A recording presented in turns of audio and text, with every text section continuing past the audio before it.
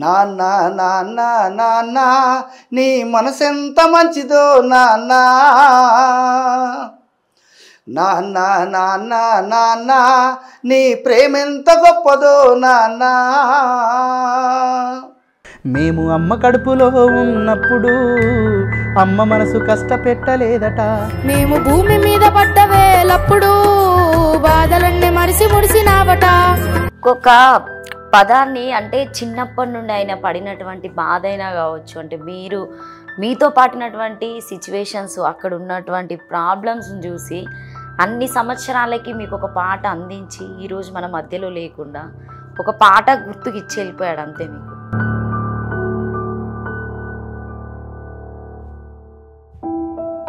ప్రతి చరణం, అందుకే నేను చెప్పింది, ప్రతి చరణంలో నేను ఎట్లా వ్యవహరించినో ఆ పాటలో మొత్తం ఉంది, నా జీవితం ఉంది అందుట్లో.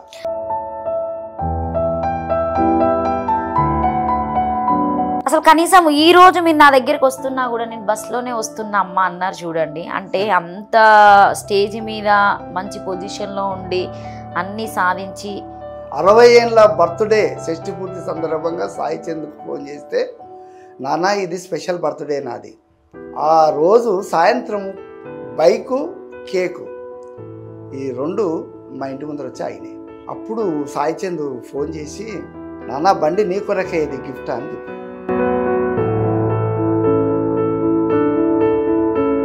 కాంగ్రెస్ ప్రభుత్వం వచ్చింది అంటే ఇప్పుడు కాంగ్రెస్ ప్రభుత్వం వాళ్ళు ఎప్పుడైనా అంటే మీకు సంబంధించిన అక్కడ ఎమ్మెల్యే అయినా కావచ్చు ఎవరైనా మిమ్మల్ని సాయి చంద్ వాళ్ళ నాన్నని ఏమన్నా వచ్చి గుర్తించడం, మాట్లాడడం, ఇగో మా సపోర్ట్ అని ఏమన్నా మళ్ళీ ఈ ప్రభుత్వం ఏమన్నా చేయడం జరిగిందా? కాంగ్రెస్ ప్రభుత్వం ఎమ్మెల్యేలు ఎవరు రాలే, ఎవరు ఇంతవరకు కూడా నేను తెలియదు, తగ్గపోవచ్చు. రాతి బొమ్మల్లోన కొలువైన శివుడా, రక్తబంధం విలువ నీకు తెలియదురా, తల్లిదండ్రుల బాధ నీవు ఎరుగవురా. అందరి గుండెల్ని ఇట్లా పిండించేలాగా పాట పాడిండు. ఒక మీరు ఎప్పుడు గుర్తు చేసుకొని సాయికి ఈ పాట అంటే బాగా ఇష్టము అని రోజు వారిగా గుర్తు చేసుకునే పాట ఏముంటది బాబాయ్? కొడుకు మీద కూడా ఒక పాట రాసుకున్నప్పుడు మీరు రాసుకున్నారు. పాలమూరు పిల్లవాడు బయలుదేరేనే, ప్రపంచ వేదిక మీద ప్రజల పాటై నిలిచెనే.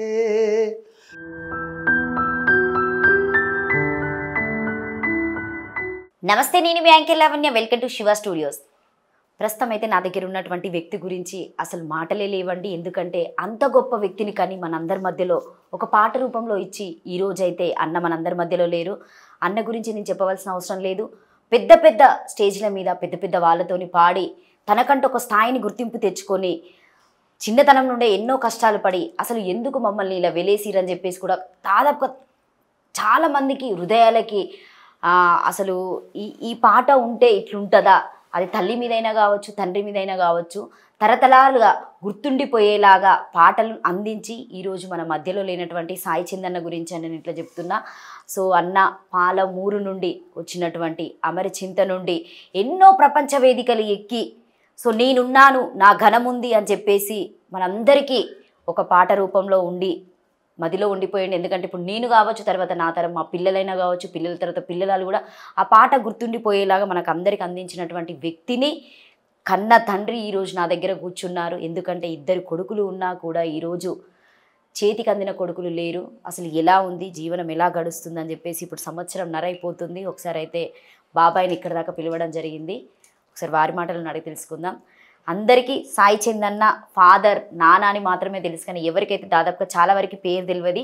వెంకట్రాములు గారు ఈరోజు నాతో ఉన్నారు. ఒకసారి వారి మాటలను కూడా అడిగి తెలుసుకుందాం. ఎందుకంటే ఉద్యమ నాయకుడు, తను కూడా ఒక మంచి సింగర్, రచయిత.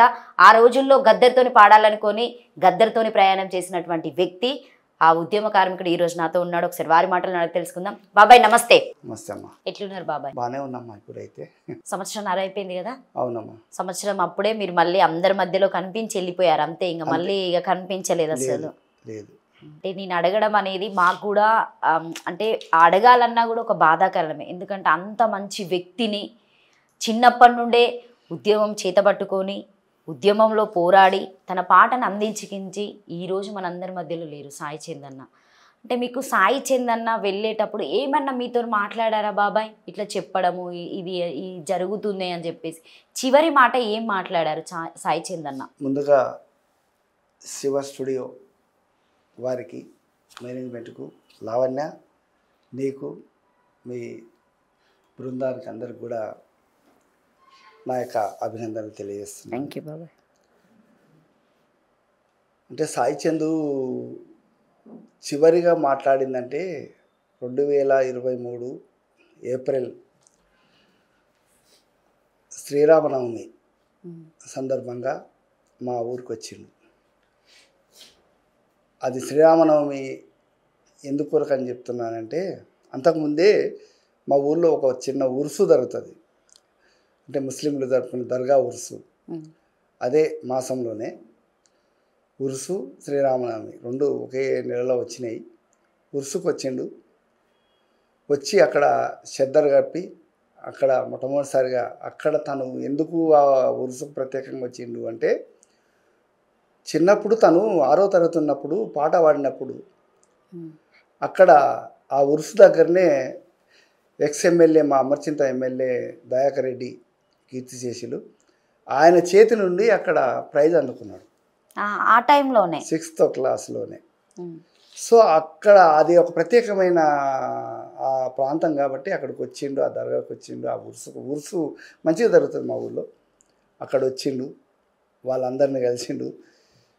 మన ఎమ్మెల్యే చిట్టెం రామ్మోహన్ రెడ్డి సార్ కూడా, ముక్తల్ ఎమ్మెల్యే గారు, వాళ్ళిద్దరి సమక్షంలో వచ్చినప్పుడు అక్కడ వచ్చి కలిసి నాతో ఒక ఫోటో దిగిండు ఉరుసులో. ఎమ్మెల్యే గారి సమక్షంలో మా నాన్న సార్ అని పరిచయం చేసి, అంతవరకు నేను ఎమ్మెల్యేకి తెలియదు నేను ఎవరు అనేది. మీరు అప్పటి వరకు తెలియదు, అన్ని సంవత్సరాలల్లా తెలియదు.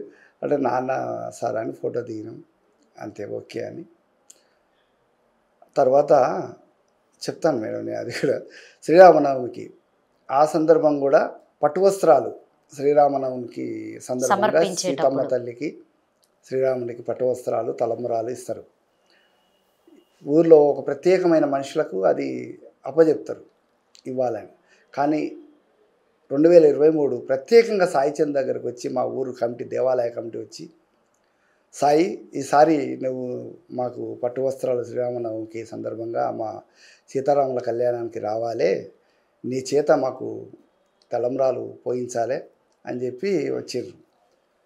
ఆ రోజు ఇంకా నన్ను కూడా పిలిచి, నాన్న అంటే ఆ రోజు రజని రాలేదు, ఏదో సందర్భంగా ఇక్కడ ఆమె కూడా వేరే ఫంక్షన్ ఉండడం బట్టి భార్యాభర్తలు రావాల్సి ఉండే, రాలేదు. ఇంకా నేను, నా కొడుకు, మా ఫ్యామిలీస్ అంటే నా భార్య, నా బిడ్డ, మా తమ్ముళ్ళ వాళ్ళ ఫ్యామిలీస్, అంటే మా ఫ్యామిలీస్ అందరం కూడా కలిసి ఆ రోజు అందరం మా పట్టు వస్త్రాలు ఇవ్వడం ఒక పెద్ద ఆహ్వానమే జరిగింది మా ఊళ్ళో. మా కొడుకు ఎందుకు అంత ప్రత్యేకంగా చెప్తానంటే మేడం, అంటే మమ్మల్ని గుళ్ళోకి రానివ్వలే. కొన్ని వందల సంవత్సరాల నుంచి దళితులకు కూడా దేవాలయ ప్రవేశం లేదు. అంటే మా నాన్న తరంలో లేదు, నా వరకు కూడా లేదు. మీ వరకు కూడా? నా వరకు కూడా అప్పుడు అంటే ఒక 10th క్లాస్ వరకు గుడిలో ప్రవేశం అనేది లేదు. కాబట్టి సాయి చందుకు అట్లాంటి ఆహ్వానం రావడంతో నాకు చాలా సంతోషం అనిపించింది. ఒక దళితుడి చేత దేవాలయానికి పట్టు వస్త్రాలు, తలంబ్రాలు అందించడం అనేది ఎంత మార్పు జరిగింది కదా. కారణం మా నాన్న, నా కొడుకు ఆస్తులు సంపాదించిండానో లేకపోతే ఆయనకు గొప్ప పేరు వస్తుందనో కాదు. ఆయన చూసిన విధానం, ప్రపంచం, ఆయన వస్తున్నటువంటి ఆ నడక, ఆ తీరు, ఆ పదవి ఆయనకు ఆ రోజు అట్లా ఆహ్వానానికి చెప్పవలసి వచ్చింది. ఆయన్నే గన తెలంగాణ ప్రభుత్వంలో టీఆర్ఎస్ గవర్నమెంట్లో ఒక చైర్మన్ పదవిలో లేకపోయి ఉంటే కూడా ఆయనకు ఆహ్వానం అందేది కాదు. ఒక గిడ్డంగుల కార్పొరేషన్ చైర్మన్ అంటే క్యాబినెట్ హోదాలో ఉన్నాడు కాబట్టి తప్పకుండా సాయి చంద్ లాంటి వారికి అవకాశం ఇవ్వాలని చెప్పి మా ఊరు అందరు తలంచి ఆ రోజు పట్టు వస్త్రాలు ఇవ్వడం అది గొప్ప విషయంగా నేను భావిస్తున్నాను. ఎందుకంటే మాకు దేవాలయ ప్రవేశమే లేని చోట దేవుడికే మేము పట్టు వస్త్రాలు ఇచ్చి ఆయనకు అర్పితం చేయడము, ఒక పూజకు మేము అర్హులము అని గుర్తించబడడం అనేది చాలా సంతోషకరమైన విషయం. నేను జయించిన అనుకున్నాను. నేను నా మనసులో 60 ఏళ్ళ జీవితంలో ఈరోజు నేను జయించిన నా కొడుకు ద్వారా దేవాలయాలకే మేము వన్నది ఇచ్చినట్టు అయింది ఈరోజు. ఆ గొప్పతనము సాయి చంద్ అన్న వల్ల మీకే దక్కింది అనుకోవచ్చు. అదే ఎందుకంటే సరే ఏదైనా నా కొడుకు చెప్పిన నేను తర్వాత ఇది కదా బిడ్డ, నీకు కూడా తెలుసు కదా అని, ఇది జరిగింది, చాలా సంతోషం బిడ్డ, నీవు ఇట్లా రావడము, నువ్వు ఇట్లా ప్రత్యేకంగా ఈ టైం కేటాయించుకొని ఇట్లా ఇవ్వడం అనేది నీకు కూడా తెలుసు. మన తాత నుంచి, మీ తాత నుంచి, నా నుంచి ఇంతవరకు కూడా మనకు దేవాలయ ప్రవేశం అనేది డైరెక్ట్గా లేదు.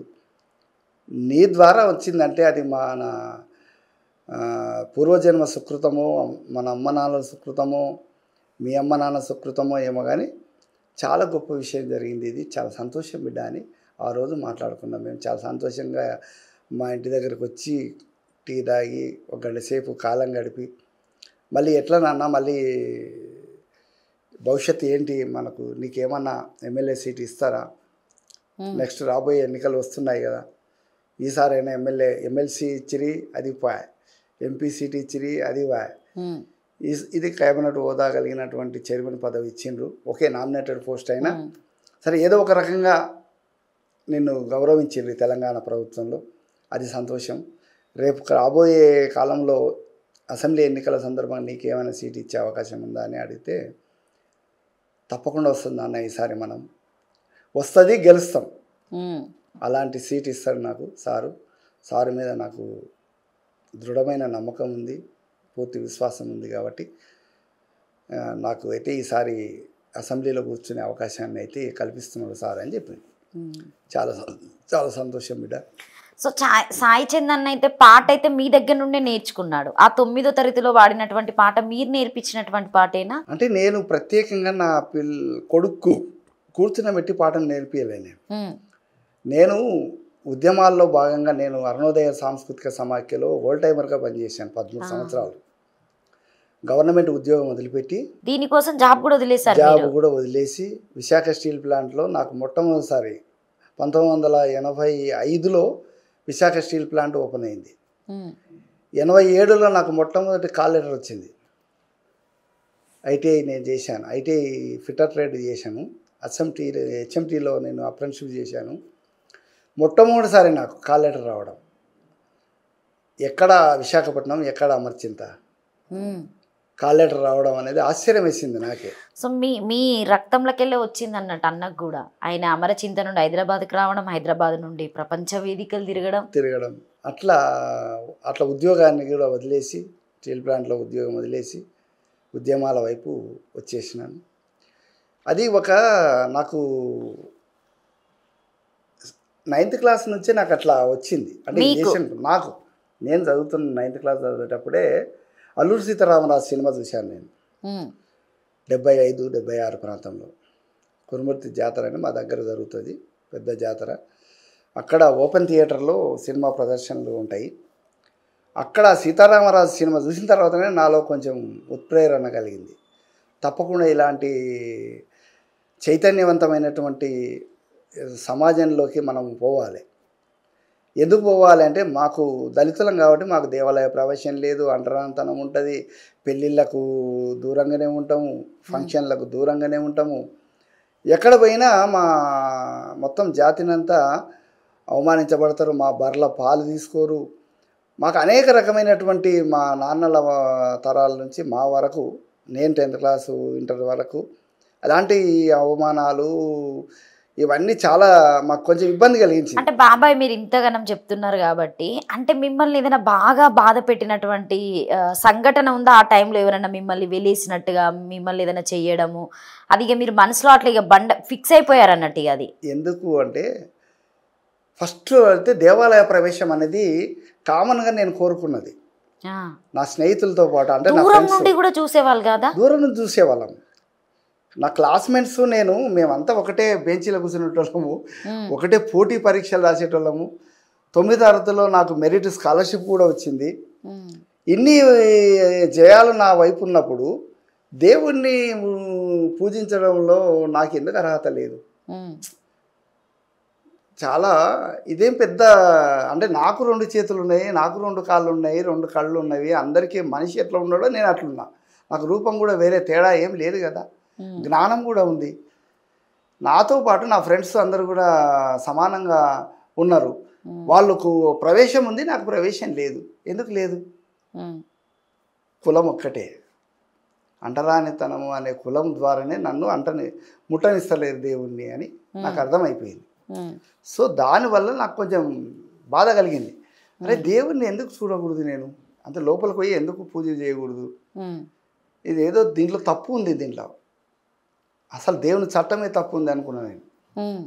అంటే ఒక మనిషిని ఇట్లా ఇట్లా ఒక దళితుడు అని, ఒక బీసీ అని, ఒక ఓసీ అని, ఒక బ్రాహ్మణుడు అని, ఒక రకరకాల జాతులతో పేర్లతో కులాలతోటి అట్లా పుట్టియడమే తప్పు. పుట్టించినా కూడా అందరూ సమానమే కదా. జ్ఞానానికి కులానికి సంబంధం లేదు. అందరూ చదువుకునే అవకాశాలు వచ్చినాయి, చదువుకుంటున్నాం. నేను కూడా పీజీ చదవచ్చు, నాకు కూడా సీటు వచ్చే అవకాశం ఉంది. మరి ఏం తేడా ఉంది?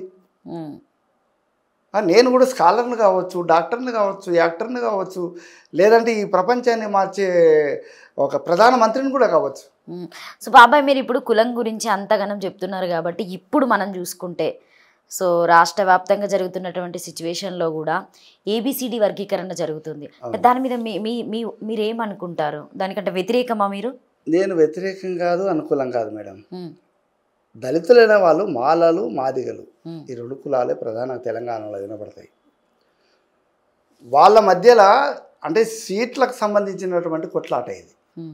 అంటే మాకు రిజర్వేషన్లో ఒక 10% మాకుంది, మాదిగలకు తక్కువ ఉంది. అంటే మాలలో ఎక్కువ శాతాన్ని ఉపయోగించుకుంటున్నారు, లేదా రిజర్వేషన్ ఎక్కువ ఉపయోగించుకుంటున్నారు అని మాదిగలు మాకంటే ఎక్కువ ఉపయోగించుకుంటున్నారు మాలలు. ఇట్లా అనవసరమైనటువంటి వాదన అయితే చాలా జరుగుతుంది చాలా రోజుల నుంచి. ఇప్పుడు కాదు, పివి రావు అని ఆయన మొట్టమొదలు మాల మహానాడు ఆయన అధ్యక్షుడిగా ఉన్నప్పుడు అప్పటి నుంచి జరుగుతూనే ఉంది. అంటే రిజర్వేషన్ల ద్వారా మేము సీట్లు ఎక్కువ సంపాదించుకొని ఎక్కువగా మేము పదవులు పొందుతాం. అంటే ఇప్పుడు ముఖ్యంగా రాజకీయాల్లో మేము మంత్రి పదవులు కావచ్చు, ఎమ్మెల్యే పదవులు కావచ్చు, లేకపోతే అధికారం ఉండేది కలెక్టర్లు కావచ్చు, ఆర్డీఓలు కావచ్చు, ఎంఆర్ఓల విషయాల్లో సీట్లలో మాకు తక్కువ వస్తున్నాయి అని మాదిగలు అనుకోవడం.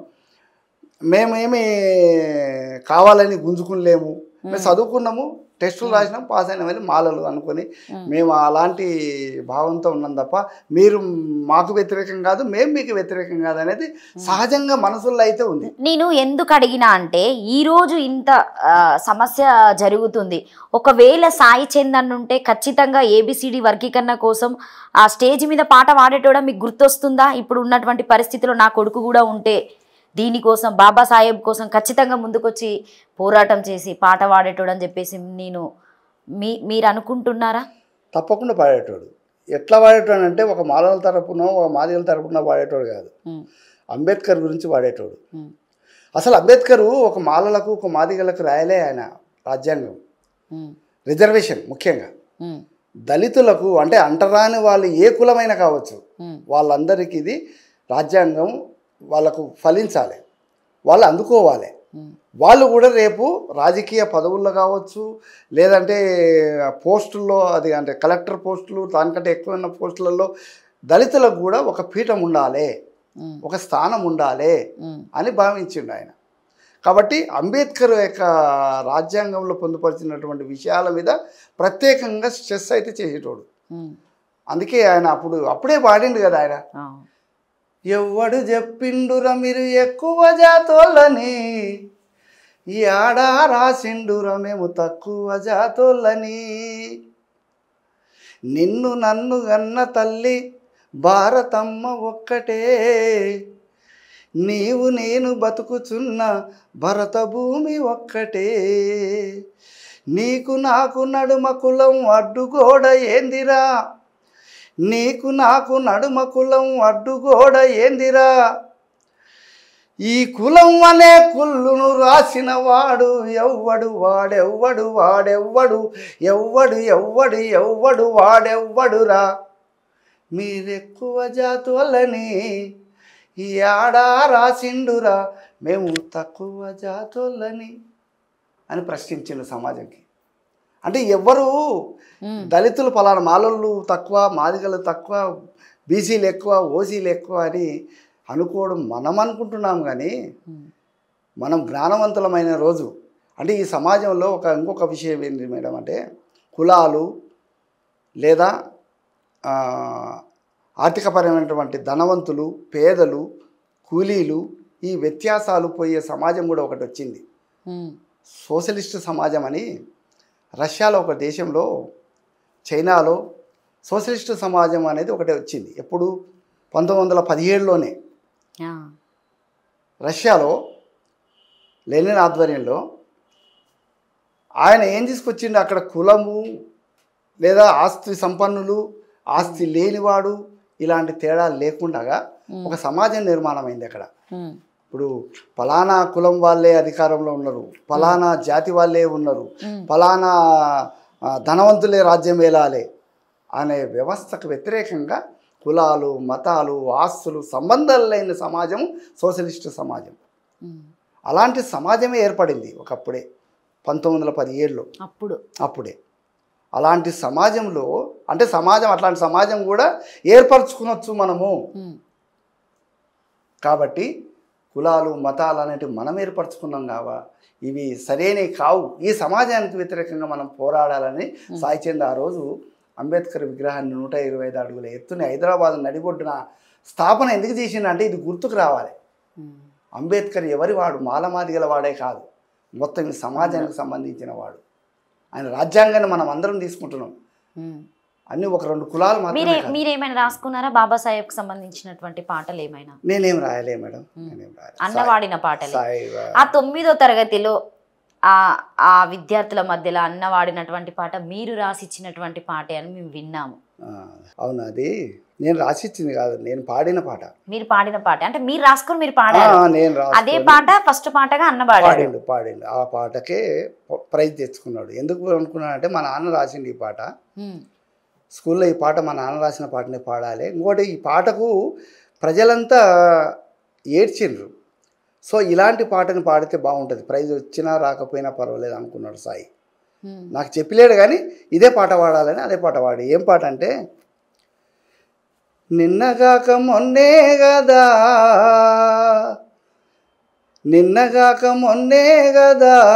నిండుగా నవ్వి మాట్లాడి భుజం కలిపి నడిచి చేదోడు ఆదోడయి మాటలోనే మాయామైతివా ఆంజనేయులన్నా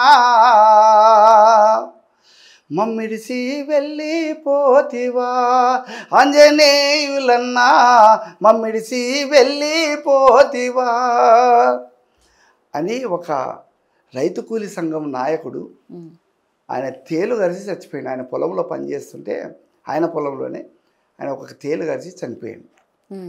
ఆయన మీద నాకు స్నేహితుడు అతడు. అప్పటికప్పుడే అంటే శవం ఉన్నప్పుడే అప్పటికప్పుడే పాట రాసి ఆయన మీద శవయాత్రలోనే పాట పాడితే కొన్ని వేల మంది ఏడ్చిండ్రు. మా ఊళ్ళో దాదాపు 10,000 జనాభా ఉంటుంది, అప్పుడు 7-8 వేల జనాభా ఉంటుంది. కనీసం 2,000 మంది అన్నా ఏడ్చింటారు బహిరంగ సభలో వాడినప్పుడు కానీ శవయాత్రలో పాల్గొన్నప్పుడు కానీ. అట్లా ఆ రకంగా ఈ పాట పాడితే ఇంతమంది ఏడిపించగలిగిన మా నాన్న. అంటే అప్పుడు చిన్న పిల్లగాడు నా కొడుకు, అంటే 89-90 ఆ ప్రాంతంలో ఈ పాట పాడింది నేను. అంటే సాయిచంద్ అప్పుడు 84లో పుట్టిండు కాబట్టి 5 ఏళ్ళ వయసు, 5-6 ఏళ్ళ వయసు చిన్న పిల్లగాడు. ఆ పాటను బాగా జ్ఞాపకంగా తీసుకున్నాడు. మా నాన్న ఈ పాట చాలా బాగా పాడిండు, ఈ అందరిని ఏడిపించిండు అని చెప్పి ఆ పాటనే వాడు ప్రైజ్ తీసుకున్నాడు. అదే ఉర్సు దగ్గర, అక్కడే దర్గా దగ్గర అక్కడే తీసుకున్నాడు. అక్కడే మంచి పేరు తెచ్చుకున్నాడు. సాయిచంద్కు మంచి గొంతు ఉంది అని చెప్పి. బాబా ఇద్దరు కదా కొడుకులు మీకు? 2 కొడుకులు. పెద్ద కొడుకు ఏం చదువుకున్నాడు? పెద్ద కొడుకు 10th చదివిండు. ఫస్ట్ 10th చదివిన తర్వాత తనకు ఆర్మీలో పోవాలనే ఆశ ఒకటి ఉన్నది, తన మనసులో ఉన్నది. కాబట్టి ఏం చేసిండంటే ఇంటర్మీడియట్ చేయకుండా హైదరాబాద్కు వచ్చేసిండు తన ఫ్రెండ్స్ ద్వారా. హైదరాబాద్లో పోతే మనకు ఆర్మీలో ట్రైనింగ్ తీసుకోవచ్చు, లేకపోతే దాన్ని కోచింగ్ తీసుకోవచ్చు అని ఉద్దేశంతో హైదరాబాద్కి వచ్చి ఉన్నాడు ఒక సంవత్సరం ఉన్న తర్వాత ఎంబడే ఇక నాకు నాన్న నేను ఆర్మీలోకి వెళ్తాను, నాకు ఇంటర్మీడియట్ వద్దు అని హైదరాబాద్లో చిన్న కాటేదాన్లో పనిచేస్తుండే ఒక చిన్న ప్రైవేట్ ఫ్యాక్టరీలో. ఎందుకు పని చేస్తావు బిడ్డ, నువ్వు ఇంటర్మీడియట్ చేసుకో, ఎందుకు ఇదంతా అని నేను అడిగిన. వాళ్ళ అమ్మ బ్రతికి ఉండే అప్పటికి. అంటే లేదు నాన్న నాకు ఆర్మీలో వెళ్ళాలంటే, సరేలే బిడ్డ ఆర్మీలోకి వెళ్ళాలని నీకు అంత కుతూహలం ఉన్నప్పుడు ప్రయత్నం చేద్దామని చెప్పి, సరే నువ్వు టెస్ట్ అయితే రాయి, నువ్వు రన్నింగ్లు ఇవన్నీ ప్రాక్టీస్ అంతా బాగా చేసుకుంటూ ఉండు, కోచింగ్ అవసరమైతే కోచింగ్ కూడా ఇప్పిద్దామని చెప్పి అనుకున్నాం. సరే అని ఆ టైంకు కోచింగ్ కూడా తీసుకోవాలని వచ్చింది. అయితే కోచింగ్ కొరకు దాదాపు అప్పుడు స్టార్టింగ్లో 25,000 రూపాయలు. ఎప్పుడు మేడం అంటే 2001 ఆ టైంలో 25,000 కోచింగ్కు, ప్రైవేట్ కోచింగ్. డబ్బులు లేవు మా దగ్గర అప్పటికి. నేను అప్పటికే ఓల్డ్ టైమర్ను. అంటే మాకు ఓల్డ్ టైమర్ అంటే 200 రూపాయల నుంచి నేను పనిచేశాను ప్రజల కొరకు. కేవలం ప్రజలు ఇచ్చే 200 రూపాయల నుంచి నేను ఓల్డ్ టైమర్గా రిలీవ్ అయ్యే నాటికి నా అలవెన్స్ ఎంత, ప్రజలు ఇచ్చే అలవెన్స్ అంటే 800 రూపాయలు. అంటే ఒక 13 ఏళ్ళ జీవితంలో 200, 300, 400 ఇట్లా లెక్క 100ల మీదనే నా జీవితం. అంటే నెలకు ఆ 100ల మీదనే జీవించినాను నేను, నా భార్య, నా 2 కొడుకులతోటి. అంటే ఎక్కడ కూడా మేము తక్కువ బతుకుతున్నాము, అన్యాయంగా బతుకుతున్నాము, నాకేం జీవితం ఇది అని ఎక్కడ కూడా నేను భావించలే. అంత తక్కువ డబ్బులతోటి కూడా ఈ చిన్న ఇంట్లో ఆ రోజుల్లో కూడా మామూలు జీవితం. మా భార్య బీడీలు చేస్తుండే, నేను ఓల్డ్ టైమర్గా పనిచేయడం. అంటే నేను ఇంట్లో సొంత పని లేకుంటుండే, ఇక మొత్తం ప్రజల కొరకే పనిచేయడం. అట్లా ఆ రకంగా పనిచేస్తున్న క్రమంలో నా దగ్గర డబ్బులు అనేటివి. సో నా కొడుకు చెప్పిన, ఎట్లా చేద్దాం బిడ్డ అని అంటే, సరే నేనేమనుకున్నానంటే, నాకు 1/4 ఎకరా భూమి ఉండే మేడం. 1/4 ఎకరా అంటే మీకు తెలుసు, 10 గుంటాల భూమి. అది అమ్మేనా పర్వాలేదు, నీకు ఆర్మీలోకి జాయిన్ చేపిస్తా బిడ్డ అని చెప్పిన. మనకున్నది అదొక్కటే ఆస్తి, నాకుండే ఆస్తి, నా వ్యక్తిగత ఆస్తి 1/4 ఎకరా భూమి అని చెప్పిన.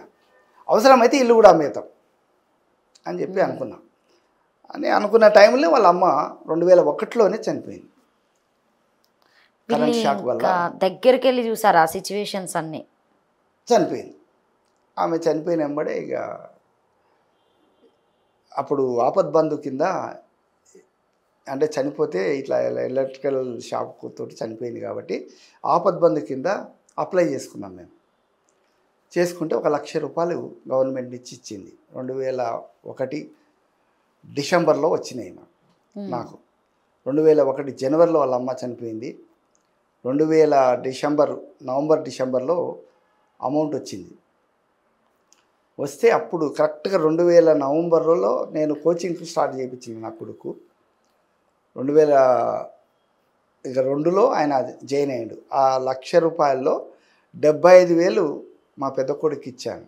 కోచింగ్ ఇక్కడనే మల్కాజ్గిరిలో ఉంటున్నప్పుడు అమ్మ చనిపోయిన వచ్చిన డబ్బులతో వచ్చిన డబ్బులతోటి ఇంకా నాకు లేవు డబ్బులు మేడం, వాస్తవం లేదు కనుక ఆ డబ్బులతోటి నా పెద్ద కొడుకు 75,000 ఇచ్చేసిన తన చేతికే. బ్యాంకుల నుంచి 15,000 మా సాయిచంద్ అప్పుడు డిగ్రీ చదువుతుండే ఫస్ట్ ఇయర్, 15,000 సాయిచంద్కి ఇచ్చిన, డిపాజిట్ చేసిన. ఇచ్చుకోమంటే బ్యాంకులోనే 10,000 నేను తీసుకున్నాను. ఆ 10,000 ఎందుకు తీసుకున్నా అంటే, నా భార్య చావు కూడా, దహనానికి కూడా నా మిత్రులు పెట్టిండ్రు. ఆ డబ్బులు నేను ఇంటింటికి పోయి ఇచ్చేసిన 10,000 అందరికీ. నాకు ఎవరెవరైతే సహాయం చేసిండ్రో ఆ 10,000 మొత్తం నాకు ఇచ్చిన మిత్రులందరికీ, వాళ్ళందరికీ ఇంటింటికి పోయి ఇచ్చేసిన. కానీ నిజంగా బాబాయ్, ఒకే ఇంట్లో ముగ్గురు లేకుండా మీరు ఇంత బలంగా అసలు మీకు మీరు మోటివేషన్ చేసుకొని ఈరోజు ఇంకా ఇట్లుంటున్నారంటే అసలు గ్రేట్. అసలు మిమ్మల్ని చూసి అందరూ ఇంప్రెస్ కావాలి. ఏంటంటే ఇప్పుడు చాలామంది కొంచెం చిన్న చిన్న సిచ్యువేషన్స్ కావాలి, కానీ చిన్న చిన్న పిల్లల దగ్గర నుండి పెద్దవాళ్ళైనా మానసికంగా అయినా కూడా సూసైడ్స్ చేసుకోవడము, ఏదో రైలుకి వెళ్ళి పడిపోవడం, ఇవన్నీ చాలా జరుగుతున్నాయి యూత్ని చూస్తూ ఉంటే. అసలు వీటన్నింటి మీరు ఎట్లా భరించుకుంటుంటున్నారు అసలు? అంటే మేడం, పుట్టుక చావు అనేది సహజమైనది. పుట్టినప్పుడు కానీ అనుకుంటారా బాబాయ్ దేవుడు నాకు అన్యాయం చేసిండని? అన్యాయమే. ఇదైతే చాలా అన్యాయం, మామూలు అన్యాయం కాదు. అంటే మంచిగా బ్రతుకుతున్న టైంలో, అంటే మేము ఈ సమాజానికి హాని తలపెట్టకుండా బతుకుతున్నాం మేము. అంటే ఎవరిని దుర్మార్గంగా హింసించి బ్రతకడం లేదు. మా కష్టార్జితంతో మేము బ్రతుకుతున్నాం. అంటే సొంత కష్టంతో మేము అన్నం తింటున్నాం, నేను, నా భార్య, నా పిల్లలు. ఇలాంటి మంచి సిచ్యువేషన్, అంటే ఎవరికి హాని తలపెట్టకుండా నా కష్టం, నాకు ఇచ్చినటువంటి శరీర కష్టంతో నేను జీవింపజేసుకొని నా పిల్లల్ని పెద్దగా చేసుకొని మంచిగా జీవించాలి. ఈ సొసైటీలో అందరికంటే మంచి వాళ్ళుగా, అంటే ఒక ఆదర్శం అని అంటాం కదా, ఆదర్శమైనటువంటి కుటుంబంగా మెలగాలి. ఎవరిని బాధ పెట్టకుండా, ఎవరిని హింసించకుండా, ఎవరిని దౌర్జన్యంగా డబ్బులు గుంజుకొని బతకడం కానీ, లేదా దోపిడీ చేయడం కానీ, దొంగతనాలు చేయడం కానీ, ఇలాంటి వ్యభిచారత్వాలు చేయడం కానీ, జూదం ఆడడం కానీ, వీటన్నిటికీ వ్యతిరేకంగా నేను అలవర్చుకున్నా మేడం. నేను మైండ్ సెట్లో అట్లా అలవర్చుకున్నా. అన్నం లేకపోయినా పర్వాలేదు, గంజి నీళ్ళతోటి తాగి జీవించాలి, అది జీవితం అంటే అని నేను మనసులో అట్లా అనుకుని స్టార్ట్ అయినా. నా లైఫ్ నాకు 18 ఏళ్ళ వయసులో, 17 ఏళ్ళకే నాకు పెళ్ళి అయింది. నాకు 17 ఏళ్ళ వయసులో పెళ్ళి అయిందంటే నేను మెచ్యూరిటీ కాకముందే నాకు పెళ్లి చేసిండ్రు మా నాన్న. ఆ కాలంలో అంతే. ఆ కాలంలో అంటే అంతటి పరిస్థితుల్లో నేను నా భార్యను పెట్టుకొని, అంటే ఎంబడి తీసుకొచ్చి హైదరాబాద్ నగరంలో నేను నా భార్య హెచ్ఎంటి ఫ్యాక్టరీలో అప్రెంటిషిప్ చేసుకుంటూ, మార్నింగ్ ఈవినింగ్ స్టడీ చేసుకుంటూ, ఈవినింగ్ కాలేజీలో చదువులు చదువుకుంటూ, సైకిల్ మీదనే మేడం. మీరు వినండి, ఎక్కడ యూసుఫ్ కూడా, ఎక్కడ జీడిమెట్ల ప్రాంతం, సైకిల్ మీద పోయి అక్కడి నుంచి నల్లకుంటలో ఎస్విఎస్ క్లాసెస్కి వెళ్ళేవాళ్ళు, క్లాస్కి వెళ్ళేవాళ్ళు, ఈవినింగ్ కాలేజ్. ఇంకా రోజంతా ఇంతే తిరిగి మళ్ళీ నైట్కి ఇంటికి వెళ్ళేవాళ్ళు. నైట్ 11 గంటలకు ఇంటికి వెళ్ళేవాడిని. పొద్దున ఎప్పుడు బయలుదేరేవాళ్ళు? పొద్దున 6 గంటలకు, 6:30. సైకిల్ మీద మీ ప్రయాణం మొత్తం? సైకిల్ మీద ప్రయాణం. ఇలాంటి జీవితంలో నేను ఎన్నడూ కూడా, అంటే 10 మంది కొరకు పని చేయాలి, 10 మంది కొరకు ఇది చేయాలి, కష్టపడాలి, ఏమిటి జీవితం, మంచిగా గవర్నమెంట్ జాబ్ చేసుకుంటూ హాయిగా ఉండొచ్చు కదా అని అనుకోవచ్చు నేను. బాబాయ్ అప్పటి నుండి సైకిల్ మీద స్టార్ట్ చేసినటువంటి మీ ప్రయాణం ఇప్పటికి కనీసము, అంటే పెద్ద అబ్బాయి అంటే ఆర్మీకి వెళ్ళడం, తర్వాత పెళ్లి కావడం, ఆయన చనిపోవడం జరిగిందని చెప్పారు చాలా ఇంటర్వ్యూస్లలో. తర్వాత సాయి చందన్న కూడా సడన్గా స్ట్రోక్ రావడం, ఆయన అనుకోకుండా ఆయన మనందరి మధ్యలోకి వెళ్ళిపోయారు. అసలు కనీసం ఈ రోజు మీరు నా దగ్గరికి వస్తున్నా కూడా నేను బస్సులోనే వస్తున్నా అమ్మ అన్నారు చూడండి. అంటే అంత స్టేజ్ మీద మంచి పొజిషన్లో ఉండి అన్నీ సాధించి, సో తనకంటే ఒక పేరు సంపాదించుకున్నటువంటి వ్యక్తి, అంటే ఇప్పటికి మీరు ఒక కారు కూడా మెయింటైన్ చేయలేనటువంటి పరిస్థితిలో ఉన్నారు మీరు. కారు కాదు మేడం, బైక్ కూడా రాదు నాకు. బైక్ కూడా నడపడానికి 2022 దాకా, నేను 1961లో పుట్టిన, 2022 దాకా నాకు డ్రైవింగ్ రాదు, బైక్ నడపడానికి. అంటే 60 ఏళ్ళ వయసు వచ్చే వరకు నాకు బండి నడపడానికి రాదు. 60 ఏళ్ళ బర్త్డే షష్ఠి పూర్తి సందర్భంగా సాయి చంద్కు ఫోన్ చేస్తే, నాన్న ఇది స్పెషల్ బర్త్డే నాది, నీకు నాది ఏదో బర్త్డే అని నీకు తెలియజేయాలనే ఉద్దేశంతో కూడా కాదు, నాకు ఈరోజు 60 ఏళ్ళు పూర్తయినాయి. అంటే ఒక షష్ఠి పూర్తి అంటే 100 ఏళ్ళకు దగ్గరలో వెళ్తున్నా నేను. ఇంకా 50 ఏళ్ళు దాటితేనే, అర్ధాయుష్ దాటితేనే ఆయుష్ నాకు ఇంకా బాగుంటుంది అని అనుకుంటాం. కనుక 60 ఏళ్ళ వయసు వచ్చింది నాకు ఇప్పుడు. ఇక నేను ఈరోజు బర్త్డే బిడ్డ నాది అని చెప్పిన, అంతే. సాయి చంద్ వెంటనే ఫోన్ పెట్టేవి, నాన్న కంగ్రాచులేషన్ నాన్న, 60 ఏళ్ళు జీవించినాడు, చాలా గొప్ప విషయం, ఇంకా నీవు యాక్టివ్ ఉన్నావు, చాలా సంతోషం నాన్న అని చెప్పిండు, అంతే. నాకు ఒక ఆధార్ కార్డు పంపి నాన్న అన్నాడు. ఫోన్లో పంపిస్తే ఒక పిల్లానికి అంటే ఇచ్చేసిన. ఆయన సాయంత్రము మేడం అదే రోజు 2022 జూన్ 10వ తారీఖు నా బర్త్డే. ఆ రోజు సాయంత్రం బైకు, కేకు ఈ 2 మా ఇంటి ముందర వచ్చి ఆగినాయి. సడన్ షాక్ తిన్నా నేను. బండి నాకని కూడా తెలియదు అప్పటికి. బండి నేర్చుకోలేదు, బండి నాకని తెలియదు. ఇంటి ముందర బండి వచ్చి ఆపినారు వాళ్ళ సాయి చంద్ వాళ్ళ శిష్యులు. ఎవరిది బాబు బండి? బాగున్నది, తెల్లగా వైట్గా మంచిగా ఉంది, ఎంత కొన్నావని అడిగాను నేను. కాదు డాడీ ఇది నేను తర్వాత చెప్తాం, మీరైతే ప్రిపేర్ చేసుకోండి కేక్ కట్ చేయనీకి అని చెప్పారు. మంచిదని కేక్ కట్ చేయనీకి పెట్టినాక అప్పుడు సాయి చంద్ ఫోన్ చేసి కేక్ కట్ చేయనా అన్నాడు లైవ్లో, వీడియో కాల్లో కట్ చేసినాక. నాన్న బండి నీ కొరకే ఇది గిఫ్ట్ అని చెప్పిండు.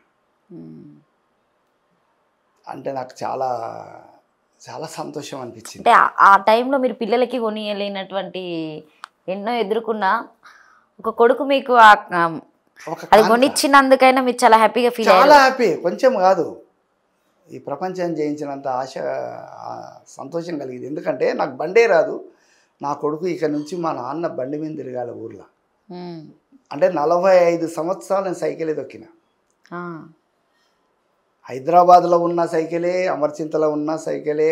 నేను చేస్తున్న వృత్తిపరంగా నేను ఐటీఐ కాలేజీ లెక్చరర్గా పనిచేసిన ప్రైవేట్ కాలేజీలో, కాలేజీ కూడా సైకిలే. 40 కిలోమీటర్లు కాలేజీ అంటే 40 కిలోమీటర్లు మా ఊరికి అప్ అండ్ డౌన్ 40 కిలోమీటర్లు అంటే 20-40 కిలోమీటర్లు మధ్యలో వాగులు వస్తాయి, అవన్నీ తోసుకుంటూ వర్షాకాలం ఎండాకాలం గాలుల్లో తుఫాన్లలో సైకిలే నా ప్రయాణం. ఇంత కష్టపడ్డారు, ఒక మంచి ముద్దు బిడ్డనిచ్చారు, ఇంకా తెలంగాణకి మార్పు అంటే ఆయన పాటతోనే మార్పు తెచ్చినటువంటి కొంతమంది మార్పు చెందిన వాళ్ళు ఉన్నారు. ఆయన పాట వినగానే సాయి చంద్ అన్న ఎన్నో వందలు, నాకు తెలిసి ఒక 1000 పాటలు ఇచ్చింది. 800 పాటలు ఏమో 850 ఏమో ఉన్నట్టున్నాయి మ్యాక్సిమం మొత్తానికి పాడినటువంటి పాటలు అయితే.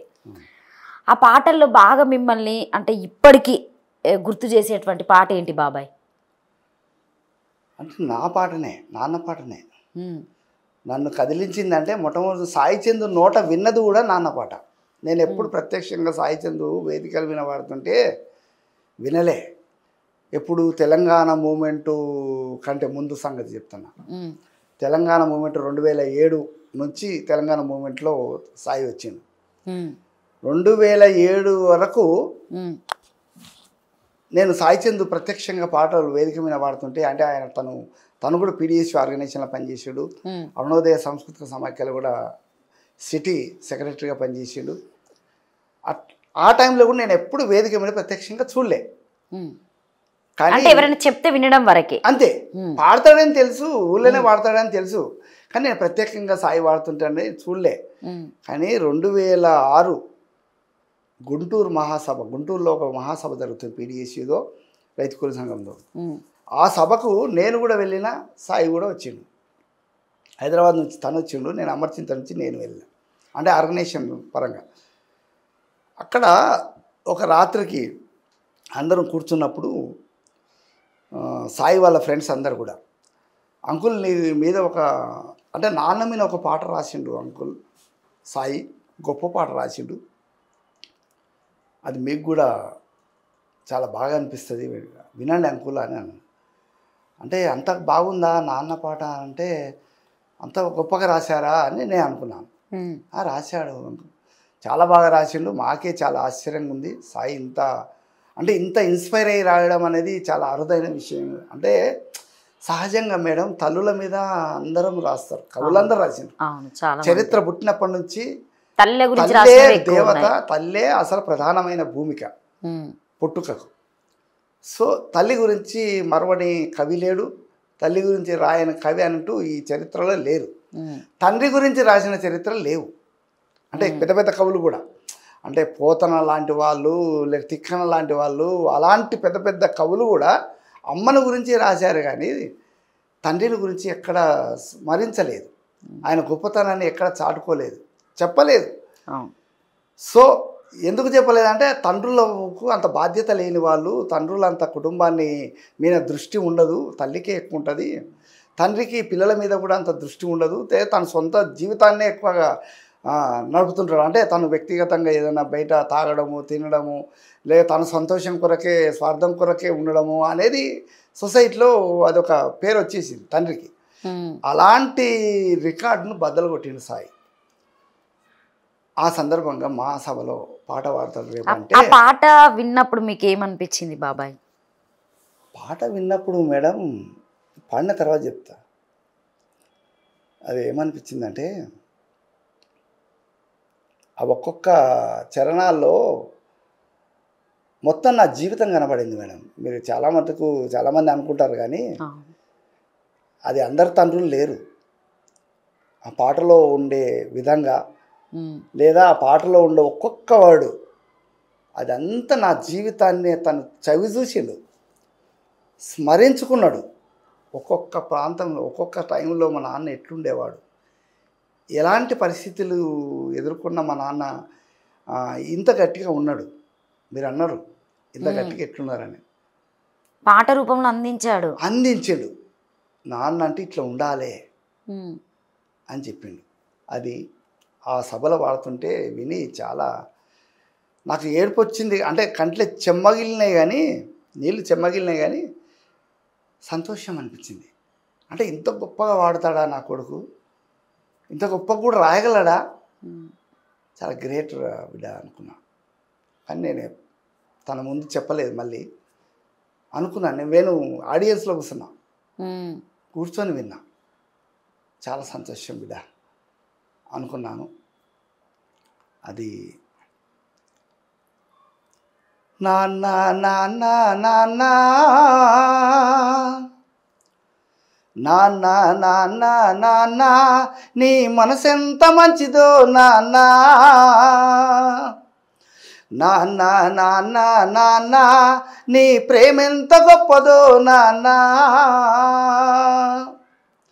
మేము అమ్మ కడుపులో ఉన్నప్పుడు అమ్మ మనసు కష్టపెట్టలేదట, మేము భూమి మీద పడ్డ వేలప్పుడు నువ్వు బాధలన్నీ మర్చిపోయినావట. ముద్దు పెట్టుకొని గుండె కద్దుకుంటావు,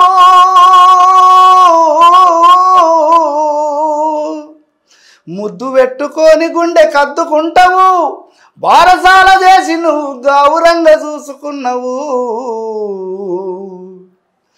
నాన్న నాన్న నాన్న నీ మనసెంత మంచిదో నాన్న,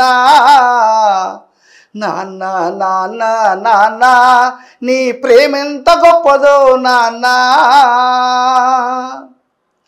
మా ఏలు పట్టుకొని నడక నేర్పినవు, నీ ఎదల ఎత్తుకొని మురిసిపోయినవు, మంచి చెడ్డలన్నీ మాకు చెప్పినవు,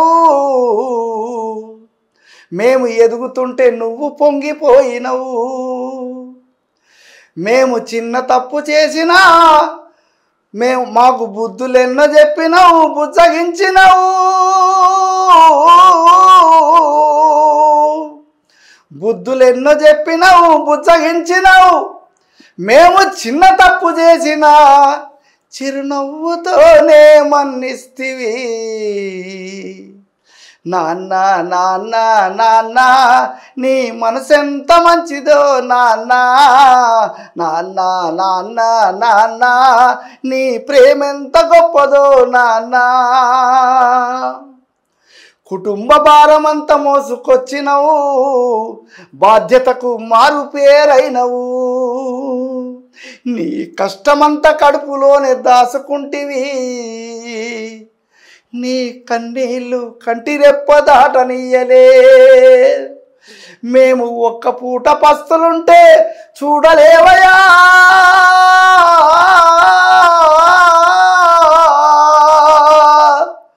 మేము ఒక్క పూట పస్తులుంటే చూడలేవయా, నువ్వు ఎన్ని పస్తులుంటివో మాకు చెప్పలేదయా.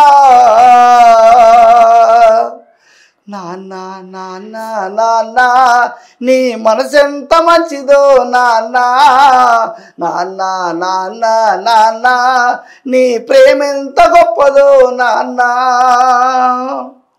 మేము కోరుకున్నది ఏది కాదనవు, మా మనసును గాయపరచనీయవు, నీ ఎదల ఎన్ని బాధలున్నా కానీ మా క్షేమమే నువ్వు కోరుకుంటివి. నీ త్యాగం ఎంత పొగిడినా కొంచెమేనయా,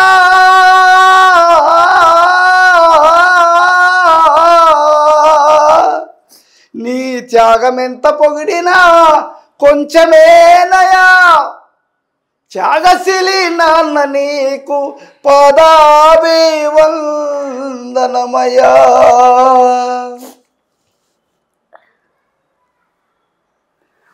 అసలు ఒక్కొక్క పదాన్ని అంటే చిన్నప్పటి నుండి ఆయన పడినటువంటి బాధ అయినా కావచ్చు, అంటే మీతో పాటినటువంటి సిచ్యువేషన్స్, అక్కడ ఉన్నటువంటి ప్రాబ్లమ్స్ చూసి అన్ని సంవత్సరాలకి మీకు ఒక పాట అందించి ఈరోజు మన మధ్యలో లేకుండా ఒక పాట గుర్తుకి ఇచ్చి వెళ్ళిపోయాడు అంతే. మీకు గిఫ్ట్ మేడం అది.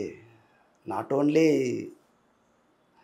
అంటే నేను ఎట్లా ఉన్నానో, ఏ రకంగా జీవించినో, ఏ రకంగా పిల్లల్ని చూసుకున్నానో ఆ పాట రూపకంగా తెలిసిపోతుంది అందరికీ. ప్రతి చరణం, అందుకే నేను చెప్పింది, ప్రతి చరణంలో నేను ఎట్లా వ్యవహరించినో ఆ పాటలో మొత్తం ఉంది, నా జీవితం ఉంది అందుట్లో. అంటే ఎప్పుడైనా చెప్పేవాడా సాయి చంద్ అన్న, నాన్న ఇట్లా రాస్తా అంటే నువ్వు చిన్నప్పటి నుండి ఇన్ని చేసినావు కదా అని చెప్పేసి ఎప్పుడైనా మీతో చెప్పడము, ఇట్లాంటి పాట రాస్తున్నాను ఎప్పుడైనా చెప్పడం జరిగిందా? లేదు మేడం. ఏ సందర్భంలో? ఏ సందర్భంలో మేము అంటే నేను కూడా కవిని, గాయకుని కాబట్టి నా కొడుకులో ఆ పాట విన్నప్పుడే అర్థమైపోయింది తను ఇంత గొప్పగా రాయగలడు అనేది.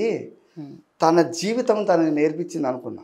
చిన్నప్పటి నుంచి వాళ్ళ అమ్మని చనిపోయినప్పుడు దుఃఖము, చిన్నప్పటి నుంచి తను ఆడుకున్న ఆటలు, పాటల మీద పాట రాసుకోవడము, లేదా మా నాన్న కూడా ఇంత కష్టపడ్డా కూడా ఎక్కడ కూడా మాకు వెల్తి లేకుండా జీవింపజేయడము, ఎక్కడ కూడా మమ్మల్ని ఒక తిట్టినట్లు కానీ, ఒక చెంప మీద ఒక దెబ్బ కొట్టినట్లు కానీ మాకు గుర్తు లేవు.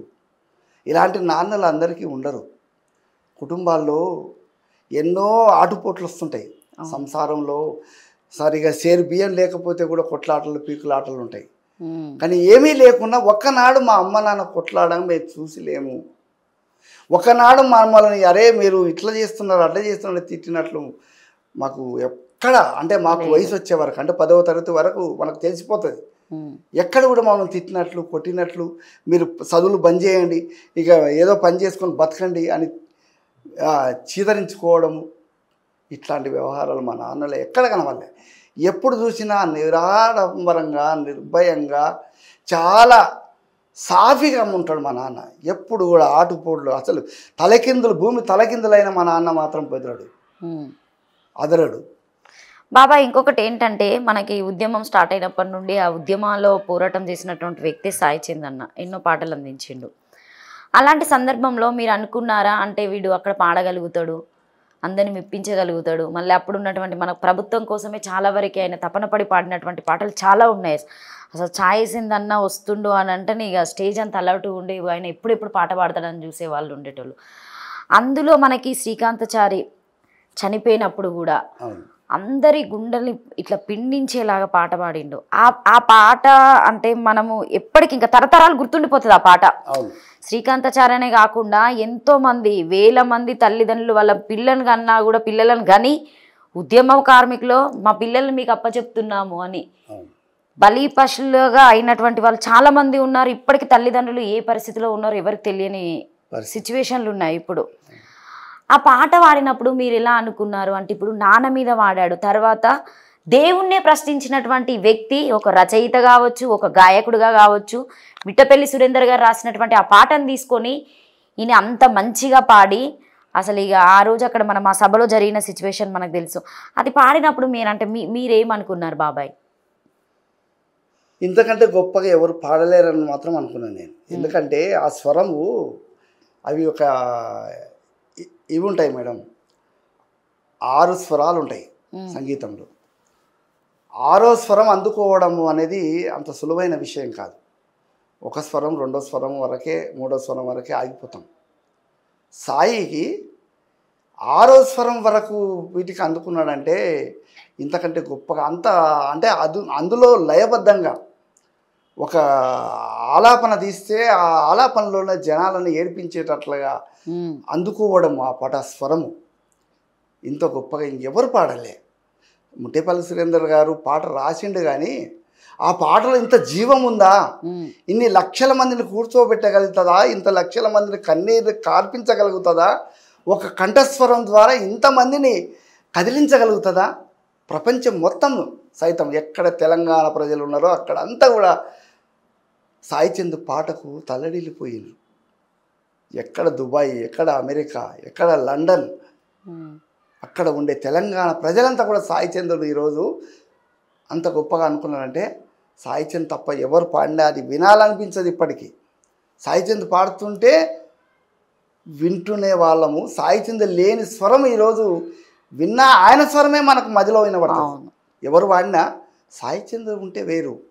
సాయి చంద్ పాటనేనా ఇప్పుడు పాడుతున్నది, ఈ పాట కాదు అనేటటువంటి జనాలు ఇప్పుడు ఉన్నారు. సో సాయి చంద్ అన్న పాటకే వెన్నదిచ్చినటువంటి వ్యక్తి అని చెప్పొచ్చు మనం. అవును, సాయి చంద్ ఆ పాట అబ్బా నిజంగా అసలు మిట్టపల్లి సురేందర్ గారే అన్నారు, నేను రాయడం తప్ప ఆ పాటకు ఇంత వన్నె తెస్తాడని నేను ఊహించలే సాయి చంద్.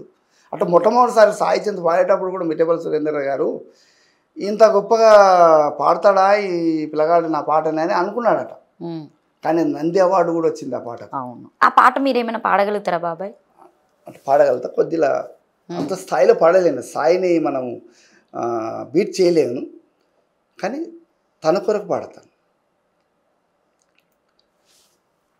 రాతి బొమ్మల్లోన కొలువైన శివుడా, రక్తబంధం విలువ నీకు తెలియదురా, నుదుటి రాతలు రాసే ఓ బ్రహ్మదేవా, తల్లిదండ్రుల బాధ నీవు ఎరుగవురా, తెలుసుంటే చెట్టంతా నా కొడుకుని, తెలుసుంటే చెట్టంతా నా బిడ్డని, తిరిగి తెచ్చియగలవా నీ మహిమలు, రాతి బొమ్మల్లోన కొలువైన శివుడా, రక్తబంధం విలువ నీకు తెలియదురా, నుదుటి రాతలు రాసే ఓ బ్రహ్మదేవా, తల్లిదండ్రుల బాధ నీవు ఎరుగవురా, పువ్వులో పూనై నీ పూజ చేశాను, నీ అడుగు పాదాలు కడిగాను, ఒక్క పొద్దులు ఉండి ముడుపు చెల్లించాను, దిక్కు నీవని మొక్కి ధీమాగా నిలిచాను, నా కన్న బిడ్డపై ఈశ్వరా,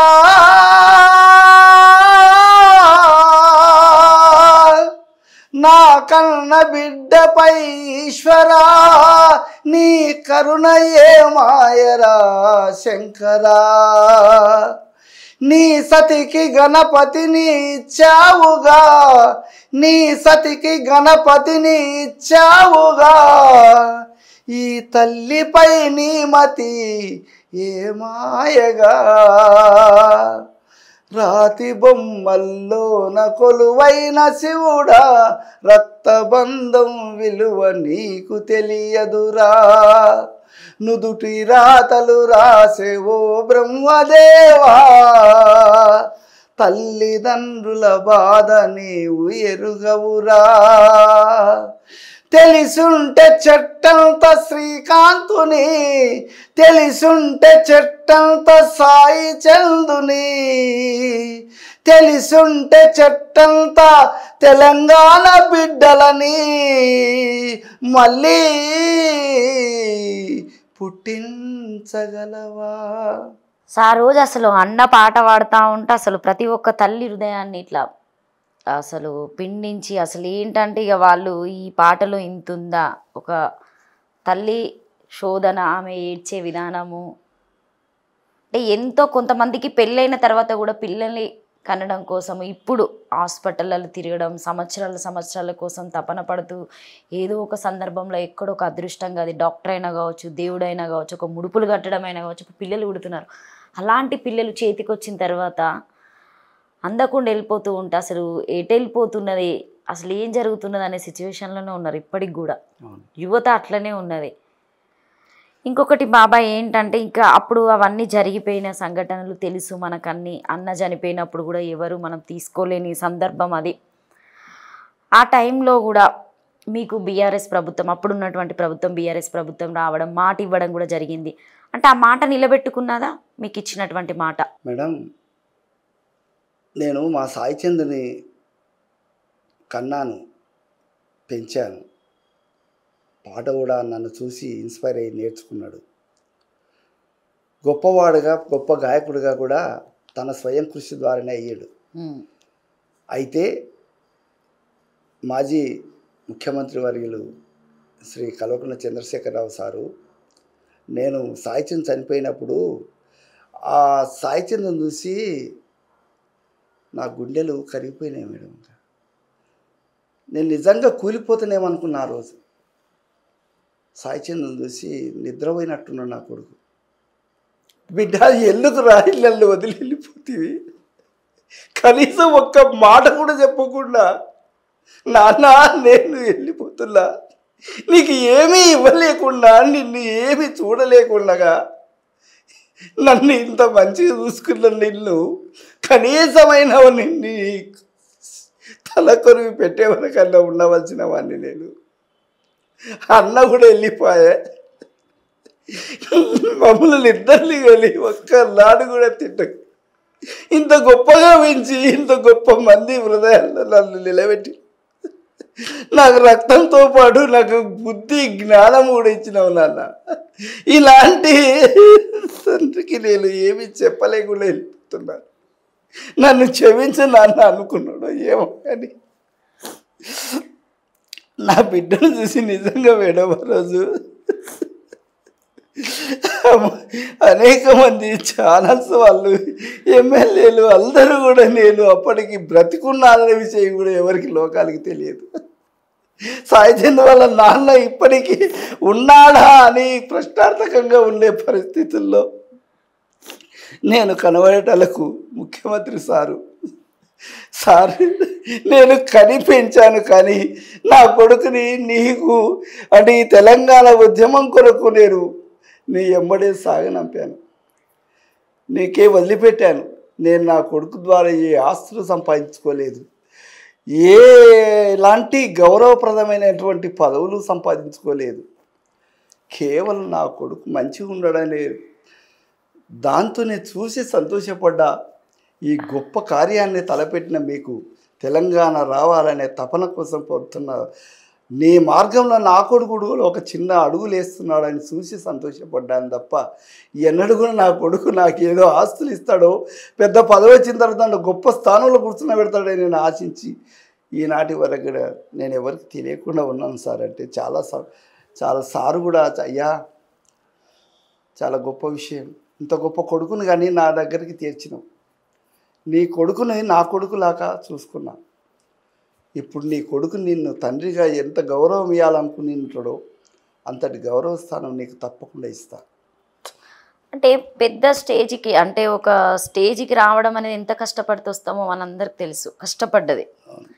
ఈ టైంలో మిమ్మల్ని చూసుకునే స్టేజ్లో కూర్చోబెట్టి చూసుకోవాలి, ఇద్దరు పిల్లలు.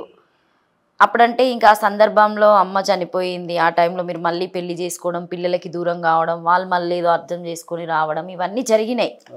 అవన్నీ ఏ ఫ్యామిలీలోనే జరుగుతూ ఉంటాయి. కానీ అందుకే అంటారు చెట్టంతా కొడుకు చేతికి అందిన తర్వాత వెళ్ళిపోతే ఎట్లుంటుంది. అంటే ఇప్పుడు మనము అందరినీ చూస్తూ ఉంటాం చుట్టుపక్కల, మీ చుట్టుపక్కల ఫ్యామిలీ అయినా మీ చుట్టాలల్లో కూడా నా కొడుకుంటే ఇట్లుండేమో, సో మా మనవాళ్ళు దగ్గరికి వచ్చేవాళ్ళు. మీకు ఇద్దరు ఆ మనవరాలు, ఇప్పుడు పెద్ద బాబుకున్నారా పిల్లలు? ఇద్దరు ఉన్నారు మేడం. వాళ్ళు వస్తూ పోతూ ఉంటారా? కొడుకు మనం ఆ పిల్లలు ఇంకా మరి చిన్న పిల్లలు మేడం, సాయి చంద్ పిల్లల కంటే చిన్న పిల్లలు, ఇంకా చిన్న పిల్లలు. వాళ్ళకి తెలుసా అంటే తాతయ్య అని రావడం మాట్లాడడం? తెలుసు, చిన్న అంటే అప్పుడప్పుడు మాకు మామూనారు కాబట్టి దగ్గర వెళ్ళి చూస్తుండే వాళ్ళం. మరి చిన్నపిల్లలు కాబట్టి చూసి గుర్తుపడతారు, మళ్ళీ గుర్తుపడతారు పిల్లలు. అయితే అంటే ఫోన్లో ఏం మాట్లాడరు, ఇప్పుడు ఫోన్లు కూడా ఈ మధ్య కాలం మాట్లాడతలేరు. సరే ఉండని అనుకుని, అంటే బాధతోటి వాళ్ళకో బాధ ఉంది, మాకో బాధ ఉంది, ఎందుకులే ఉండని, కొంత టైం పట్టని, పిల్లలు జర పెద్దగా అయ్యే వరకు ఉండలే, తల్లిదండ్రుల దగ్గరనే ఉండకు. ఇప్పుడు రజనీ వదిన రావడం మాట్లాడము అంటే చనిపోయినప్పటి నుండి 1 year కంప్లీట్ అయిపోయిన తర్వాత 3 సార్లు వచ్చిపోయింది, మా ఊరికి వచ్చింది, మా దగ్గరకు వచ్చి కలిసింది, మాట్లాడింది, తిన్నది అంతా ఉంది. కానీ పెద్ద రిలేషన్ ఇప్పుడు నా కొడుకున్నప్పుడు భార్య భర్తలు వచ్చి మా ఇంట్లో ఒక పూట స్పెండ్ చేసి అంత మంచి సంతోష వాతావరణం అయితే అంత పెద్దగా కనబడదు ఇప్పుడు. ఇంకా మామూలుగా పలకరింపులు మంచిగానే ఉంటాం. అదే వేరే భేదాభిప్రాయాలతోటి ఏమీ లేము, మంచిగానే ఉన్నాం ఇప్పటివరకు. అయితే అందరం పెద్ద కోడలు కానీ చిన్న కోడలు కానీ పిల్లలు మనవళ్ళు మనవరాళ్ళు కానీ చూస్తే పలకరిస్తారు అంతే. ఇక మేము కూడా పోయినప్పుడు మంచిగా తాత ఏదో ఫంక్షన్లలో దాంట్లో పెళ్ళిళ్ళలో కలుస్తుంటాము అందరం ఫ్యామిలీస్, వేరే వాళ్ళ ఫ్యామిలీ మా రిలేషన్ అట్లా అందరం మంచిగా మళ్ళీ అంటే మీ వరకు మీరు ఏదైనా ఫంక్షన్స్ కి ఇంటికి రావడము, ఏదైనా ఫెస్టివల్స్ కి అదే రావడం అట్లా అదే జరుగుతూ మేడం, అదే ఉంటుందా? జరగలేదు ఇంకా. ఇప్పుడు ఇంకా కొంచెం వాతావరణంగా ఇది కాలేదు మాకు, అంతంగా దుఃఖంగానే ఉంది. ఎవరో ఇట్లా పిలుచుకొని మంచిగా సంతోషంగా ఉండే పరిస్థితులు లేవు కాబట్టి కొంచెం టైం వెయిట్ చేద్దాంలే. పిల్లలు కూడా వాళ్ళు ప్రోత్సహించి అమ్మ వెళ్దాంపా తాతల ఊరికి కానీ పిల్లలు ఏమన్నా అనుకొని వాళ్ళు వస్తే అప్పుడు ఆ వాతావరణం కొంచెం మార్పు చెందుతుందని నేను కూడా, అంటే బలవంతంగా నేను ఇంటికి రాండి అమ్మ తల్లి పిల్లలు అందరు రాండి అని అడిగేటట్లుగా నాకు అనిపిస్తలేదు. వస్తాను అడిగినా నేను, రండి అమ్మ అప్పుడప్పుడు వచ్చిపోండి ఇంటికి అని చెప్పాను. మా పెద్ద కోడళ్ళకి చెప్పాను, చిన్న కోడలు కూడా చెప్పాను, వస్తాం టైం వచ్చినప్పుడు వస్తామని అన్నారు. సరేలే అన్నాం, అంతేగాని ఎందుకు రారు ఎట్లా రారు ఇట్లాంటి ప్రశ్నలు నేను వేయలేదు మేడం, నిజంగా చెప్తున్నాను. నా కొడుకులనే వేయలేదు, ఎందుకు టైము మా కొరకు కేటాయిస్తలేరు, అప్పుడప్పుడు కనీసం నెలకు రోజులు ఎక్కడ 3 నెలలకు ఒకసారి వచ్చి పూట ఉండండి 2 రోజులు ఉండండి అని కూడా నేను అడగకుంటే. సరే వాళ్ళ బిజీ వాళ్ళకు ఉంది, నా పెద్ద కొడుకు ఆర్మీలో ఉండే కాబట్టి ఆయన బిజీ ఆయనకుంది, సాయి ఏమో ఫుల్ బిజీ అయిపోయింది. తెలంగాణ రాకముందు ఒక ఆర్గనైజేషన్లో తెలంగాణ కొరకు మళ్ళీ ఒక ఉద్యమం, ఇట్లా ఈ డిస్టర్బెన్స్లో ఉన్నాడు, ఎందుకు ఒత్తిడి చేయడం.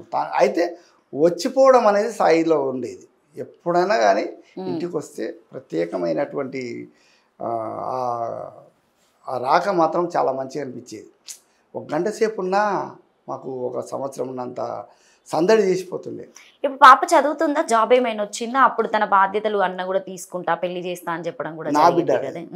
లేలేమ్మా, ఇప్పుడు ఇంకా పైలట్ ట్రైనింగ్ చేస్తుంది, 2 ఇయర్స్ కోర్స్, అది కొంచెం టైం పడుతుంది, ఇంకా 2 ఇయర్స్ అవుతుంది, ఇంకా 2 ఇయర్స్ అయితే అయిపోతుంది, జాబ్ వస్తుంది. అయితే మాకు కల్వకుంట్ల చంద్రశేఖరరావు సార్ మాజీ ముఖ్యమంత్రి సారు చనిపోయిన వెంబడే అమౌంట్ ప్రకటించిండు మా కుటుంబానికి, మా కోడల కుటుంబానికి, మా కుటుంబానికి. మా కోడల వాళ్ళకు 1 కోటి రూపాయలు పిల్లలకు తల్లికి ఇచ్చిండు, నాకు కూడా ఒక 25 లక్షలు, నా బిడ్డకు అదే ఇప్పుడు పైలట్ ట్రైనింగ్ చేసే అమ్మాయికి కూడా 25 లక్షలు ఇచ్చిండు. చెప్పిండ్రు వాళ్ళు, కేటీఆర్ సార్ నా పక్కన కూర్చొని చెప్పిండు, మన పాపని నీవు ఎంతవరకు చదివిపిస్తావో, అంటే నీకు ఆర్థికంగా ఏదైనా అవసరం వచ్చినప్పుడు మమ్మల్ని అడగండి, ఈ ప్రస్తుతానికి ఒక 25 లక్షలు అమ్మాయి చదువు కొరకు పెడుతున్నాం, దీని ఇదేదో పెళ్లి కొరకనే లేకపోతే జీవించడం కొరకు కాదు, చదువు కొరకే ఉపయోగించుకోమని చెప్పిండ్రు మా బిడ్డకు. నాకు మాత్రం, నాకు నా భార్యకు మీరు ఇది తిని ఉండండి, ఇక ఏం పని చేయాలి. ఈ మధ్యలో ఎప్పుడైనా అంటే కలవడం మాట్లాడడం జరిగిందా మళ్ళీ? ఎందుకంటే మనకు ప్రభుత్వం కూడా లేదు, ఇప్పుడు కాంగ్రెస్ ప్రభుత్వం వచ్చింది. అంటే ఇప్పుడు కాంగ్రెస్ ప్రభుత్వం వాళ్ళు ఎప్పుడైనా అంటే మీకు సంబంధించిన అక్కడ ఎమ్మెల్యే అయినా కావచ్చు ఎవరైనా మిమ్మల్ని సాయి చందు వాళ్ళ నాన్నని ఏమన్నా వచ్చి గుర్తించడం, మాట్లాడడం, ఇగో మా సపోర్ట్ అని ఏమన్నా మళ్ళీ ఈ ప్రభుత్వం ఏమన్నా చేయడం జరిగిందా? కాంగ్రెస్ ప్రభుత్వం ఎమ్మెల్యేలు ఎవరు రాలే, ఎవరు ఇంతవరకు కూడా నేను తెలియదు, తగ్గపోవచ్చు. కానీ బీఆర్ఎస్ మా జిల్లాలో ఉండే, ఉమ్మడి జిల్లాలో ఉండే ఎమ్మెల్యేలు అందరికీ నేను తెలుసు. ఆ రోజు అందరూ అంటే వేదిక మీద చూసిండ్రు, అంతా కూడా వ్యక్తిగతంగా కూడా కొంతమంది మా మక్తలు కానీ, వనపర్తి కానీ, దేవరకద్ర కానీ, తర్వాత గద్వాల కానీ, అన్ని జిల్లాల్లో ఉండే నా 5 జిల్లాల్లో ఉండే ఎమ్మెల్యేలు అందరూ గుర్తుపడతారు నేను సాయి చందు వాళ్ళ నాన్నని అని.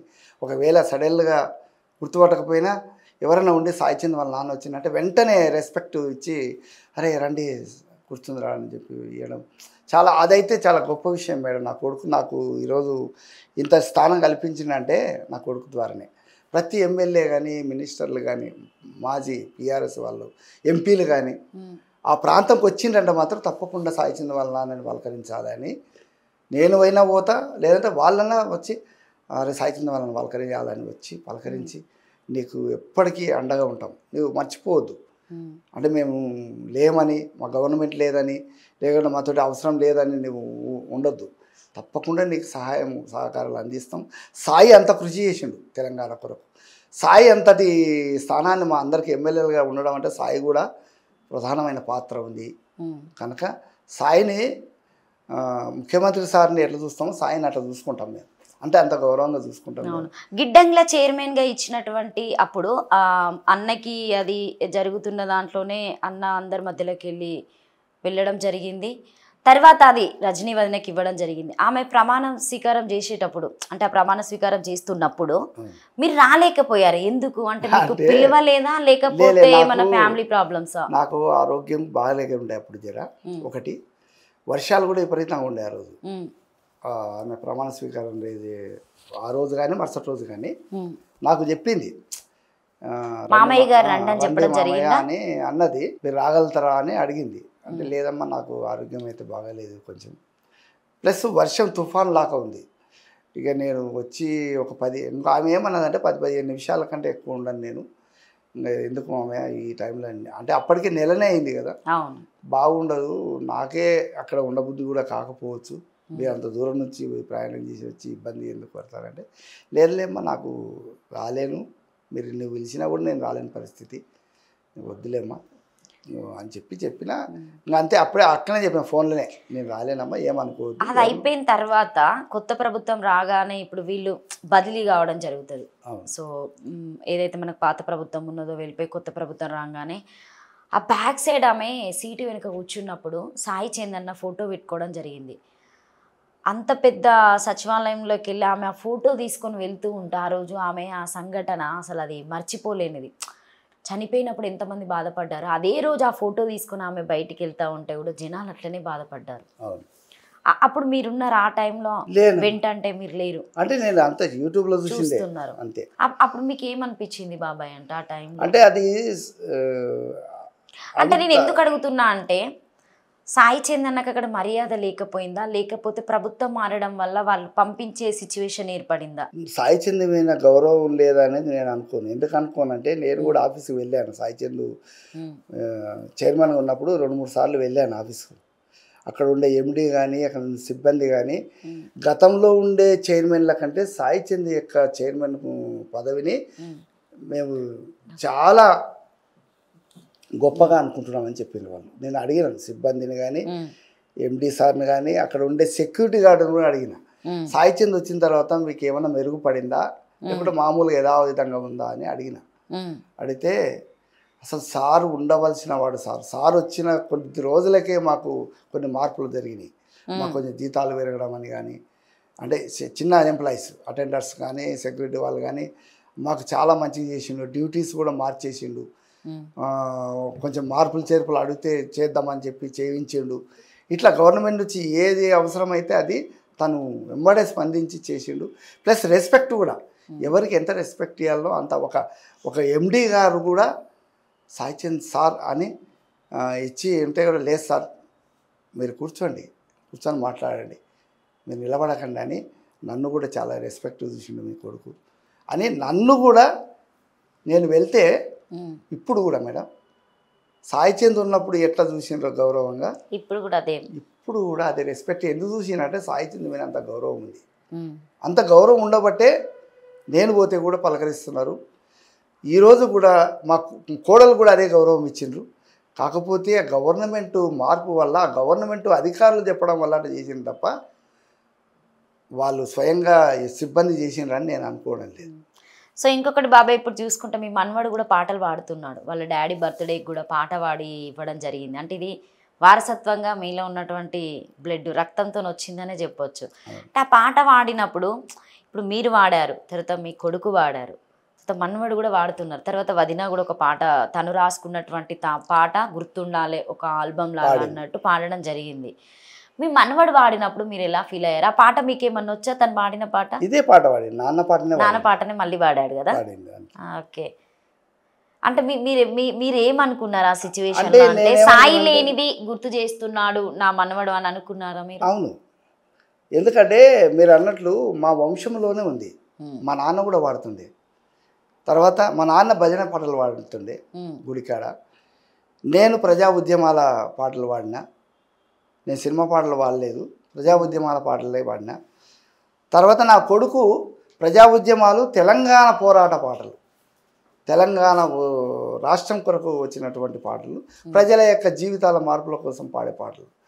ప్లస్ తన కొడుకు సాయి చంద్ కొడుకు కూడా ఇప్పుడు పాటలు పాడాలనేది సాయి చంద్ చూసి నేర్చుకున్నాడు బాబు, ఆ మనమడు.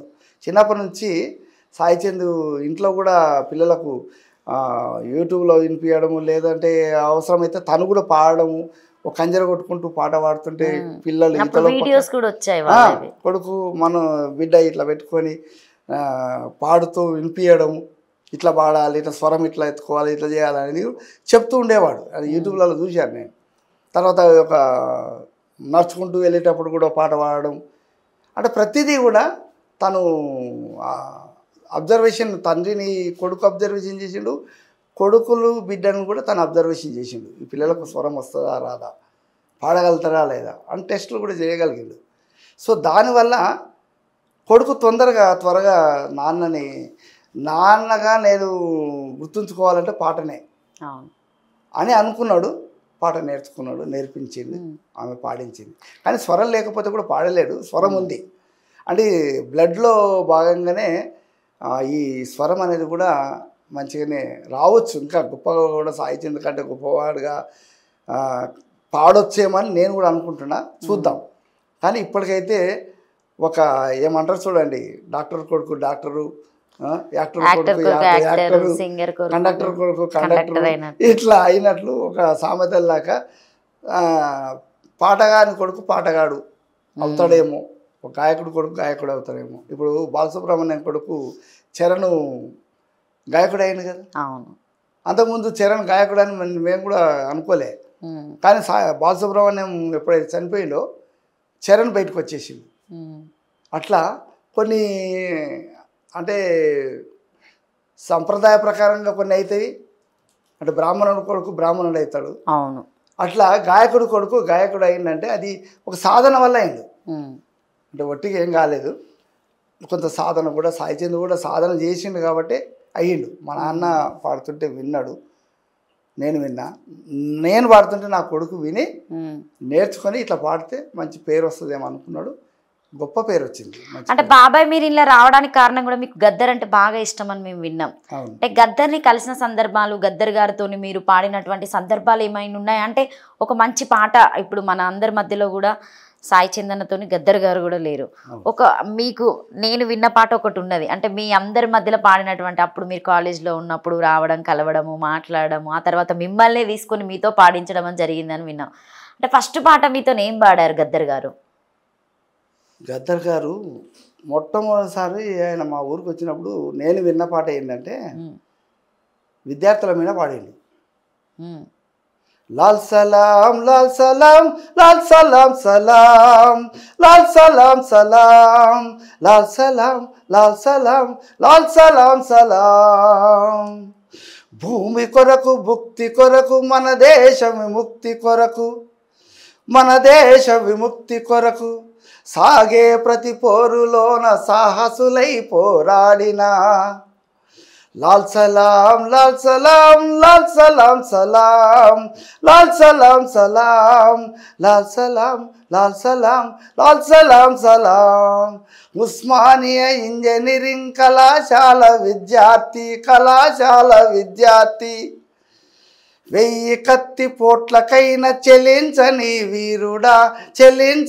వీరుడా జార్జి రెడ్డి జంపాల అందుకో లాల్ సలాం లాల్ సలాం లాల్ సలాం లాల్ సలాం సలాం లాల్ సలాం సలాం లాల్ సలాం లాల్ సలాం లాల్ సలాం సలాం. సూపర్. అంటే మీరు గద్దర్ గారు చనిపోయినప్పుడు కూడా మీరు రావడం జరిగింది. సో అక్కడ ఉన్నటువంటి సిచ్యువేషన్స్ కొన్ని చూసాం మేము. అంటే మీకు ఎంత అభిమానం ఉంటే అప్పటి నుండి జర్నీ చేశారు కాబట్టి పెద్దవాళ్ళు, సో ఉన్నటువంటి మూమెంట్స్ చాలా ఉంటాయి. ఇంకొకటి బాబాయ్, అంటే నేను అడుగుతున్నాను, మీరు ఏమనుకోవద్దు. అంటే ఇప్పుడు మనవరాలైనా మనవడైనా కూడా చిన్నపిల్లలు, మీరెందుకు వాళ్ళని అంటే కలుపుకోవడం లేదు, కలవడం లేదు? అంటే వాళ్ళకి కొన్ని సిచ్యువేషన్స్ ఉండవచ్చు ఏదన్నా, అంటే పిల్లలు స్కూల్కి వెళ్ళడము, రాకపోవడం, అవన్నీ ఉంటాయి. మీరెందుకు వాళ్ళ దగ్గరికి వెళ్ళలేకపోతున్నారు? అవును మేడం, పోవాలని నాకు ఉన్నది, పోతున్నాను. పోయాలని ఒకసారి పోయాను. ఆ తర్వాత ఒకసారి బాధ అనిపించింది, కొడుకు లేడు ఇంట్లో. తర్వాత పిల్లలు చిన్న పిల్లలు వస్తే మళ్ళీ ఏడుపులు తూడుపులు బాధలు ఉంటాయి. ఎందుకు మా కోడలు కూడా కొంచెం అంటే బాధాకరంగా అనిపించింది నాకు.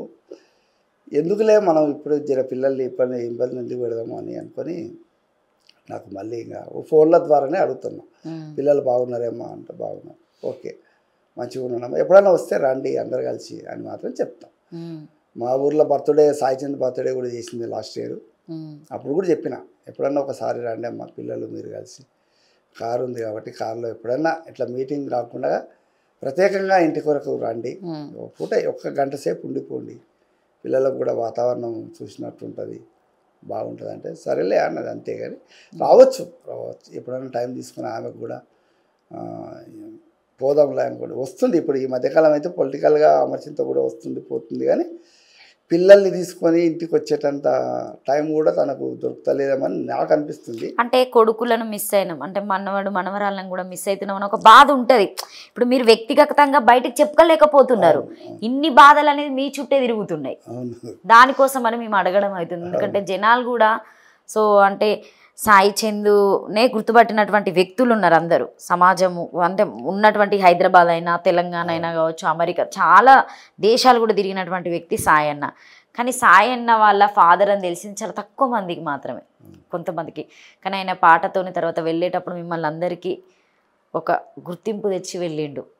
అంటే ఒక రాయికే ఆ నిద్రపోయినటువంటి రాయిని లేపిండు సాయన్న పాటతోనే అని అంటూ ఉంటారు. అది అది అది నిజమే, వాస్తవం. ఎందుకంటే ఆయన వాడినటువంటి సభల్లో పాడిన ప్రతి పాట ఒక్కొక్కరిని ఉద్యమం చేయకపోయినా మీరు చెయ్యండి చెయ్యండి అని లేపినటువంటి వ్యక్తి సాయన్న.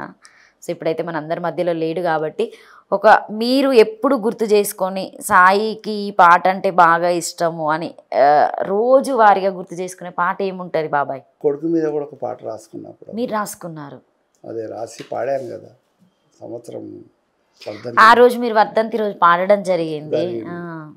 అది ఆ పాట తర్వాత మిట్టపల్లి వాళ్ళ బృందం కూడా రాసిండ్రు, అది కూడా అప్పుడప్పుడు సాయి ప్రయాణం అని చెప్పేసి పాలమూరు పిల్లవాడు బయలుదేరేనే ప్రపంచ వేదిక మీద ప్రజల పాటై నిలిచెనే, పాలమూరు పిల్లగాడు బయలుదేరేనే ప్రపంచ వేదిక మీద ప్రజల పాటై నిలిచెనే, అమరచింత చిన్నవాడు అమరచింత సాయి చందు బయలలు దాటెనే, తెలంగాణ రాష్ట్ర సాధన కోసం గానం చేసెనే,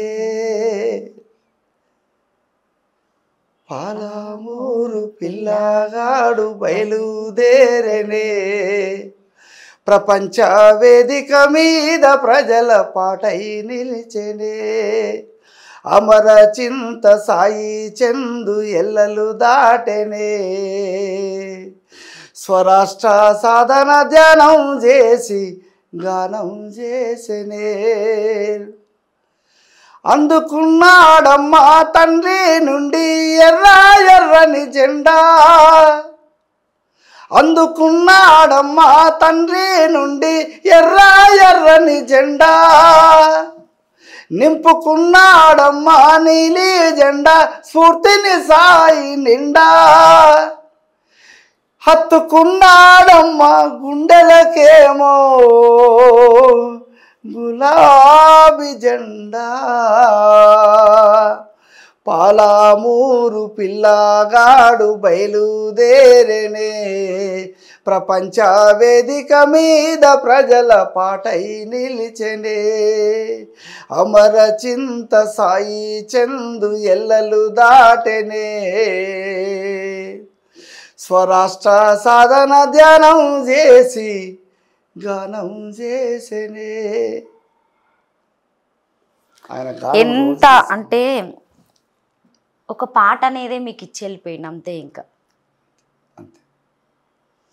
నిజంగా బాబాయ్ అంటే మేము కొన్ని సందర్భాలు మాట్లాడినా మీకేమన్నా తప్పనిపిస్తే క్షమించండి. ఎందుకంటే అన్న వాడినటువంటి పాట ఈరోజు ప్రజల మధ్యలో ఉండిపోయింది. అన్నతో పాటు ఇప్పుడు మేము ఈరోజు మిమ్మల్ని ఇక్కడ దాకా వెలిసామంటే అన్న పాటే అన్న అని చెప్పొచ్చు. సో మీరు ఎప్పటికి ఇలానే మంచిగా ఉండండి అని కూడా చెప్పడానికి ఉండదు, మీ బాధ మీకే ఉంటుంది. ఏదో మీ మాట వరసకే మీకు ఏదో చెప్పడం ఉంటుంది అంతే. ఎవరి బాధ వాళ్ళకే ఉంటుంది, ఎవరి ఆలోచన వాళ్ళకే ఉంటుంది, మీరు పెద్దవాళ్ళు. సో థ్యాంక్ యూ బాబాయ్. చాలా థ్యాంక్స్ అమ్మ. ఎందుకంటే అది చెప్పుకునేటంత సంతోషకరమైన విషయాలు అయితే కావు నావి, కానీ తప్పదుగా నిలబడాలి. ఈ ప్రపంచం ఈరోజు సాయి చంద్ కొరకు ఇంతకాలం నిలబడ్డరు, ఎదురు చూసిండ్రు. కానీ ఈరోజు మీరు అన్నట్లు నేను ఒకరిని ఉన్నాను, తండ్రి అనేవాడు ఒకడు ఉన్నాడు. అతన్ని కూడా మనం మర్చిపోకుండా గుర్తు చేసుకుంటూ ఉండాలి. ఆయన జీవితాన్ని మనం ఒకసారి అప్పుడప్పుడు సర్చ్ చేస్తూ ఉండాలి. ఆయన కోసం మనం ఏదైనా సహాయం చేసే అవకాశాలు ఉంటే సహాయం చేయాలి. ఆయన కోసం ఏమన్నా మనం చెయ్యి అందించే అవకాశం ఉంటే చెయ్యి అందించాలి. లేదా ఆయన పాదాలు కూడా మొట్టుకుంటే మనకు పావనమవుతుంది అనుకుంటే ఆయనను పాదాభివందనం కూడా చేసిన తప్పు లేదనుకునే వాళ్ళు ఈరోజు కోపలలో ఉన్నారు. నిజంగా చెప్తున్నాను. ఈ రోజు వరకు సంవత్సరంన్నర అవుతుంది, రోజు తప్పితే రోజు ఎవరో ఒక ఊరోళ్ళు నాన్న ఉన్నాడు అని చెప్పి అనేక జిల్లాల నుంచి ప్రాంతాల నుంచి వచ్చి పలకరించి ఫోటోలు దిగి, వీలైతే కొద్దిమంది అయితే ఇంట్లోకి పిలిచి కాళ్ళు మొక్కిపోతున్నారు. వద్దు బాబు వద్దు మొక్కండి కూడా వింటలేరు. హైదరాబాద్ నరకంలో ఆర్టీసీ బస్సులో నేను వస్తుంటే సిటీ కండక్టర్లు, అరే సాయి చంద్ నాన్న వచ్చిండు మా బస్సులో అని సంతోషంగా ఆమె నా దగ్గరకు వచ్చి దిగేటప్పుడు నా కాళ్ళు మొక్కుతుంది.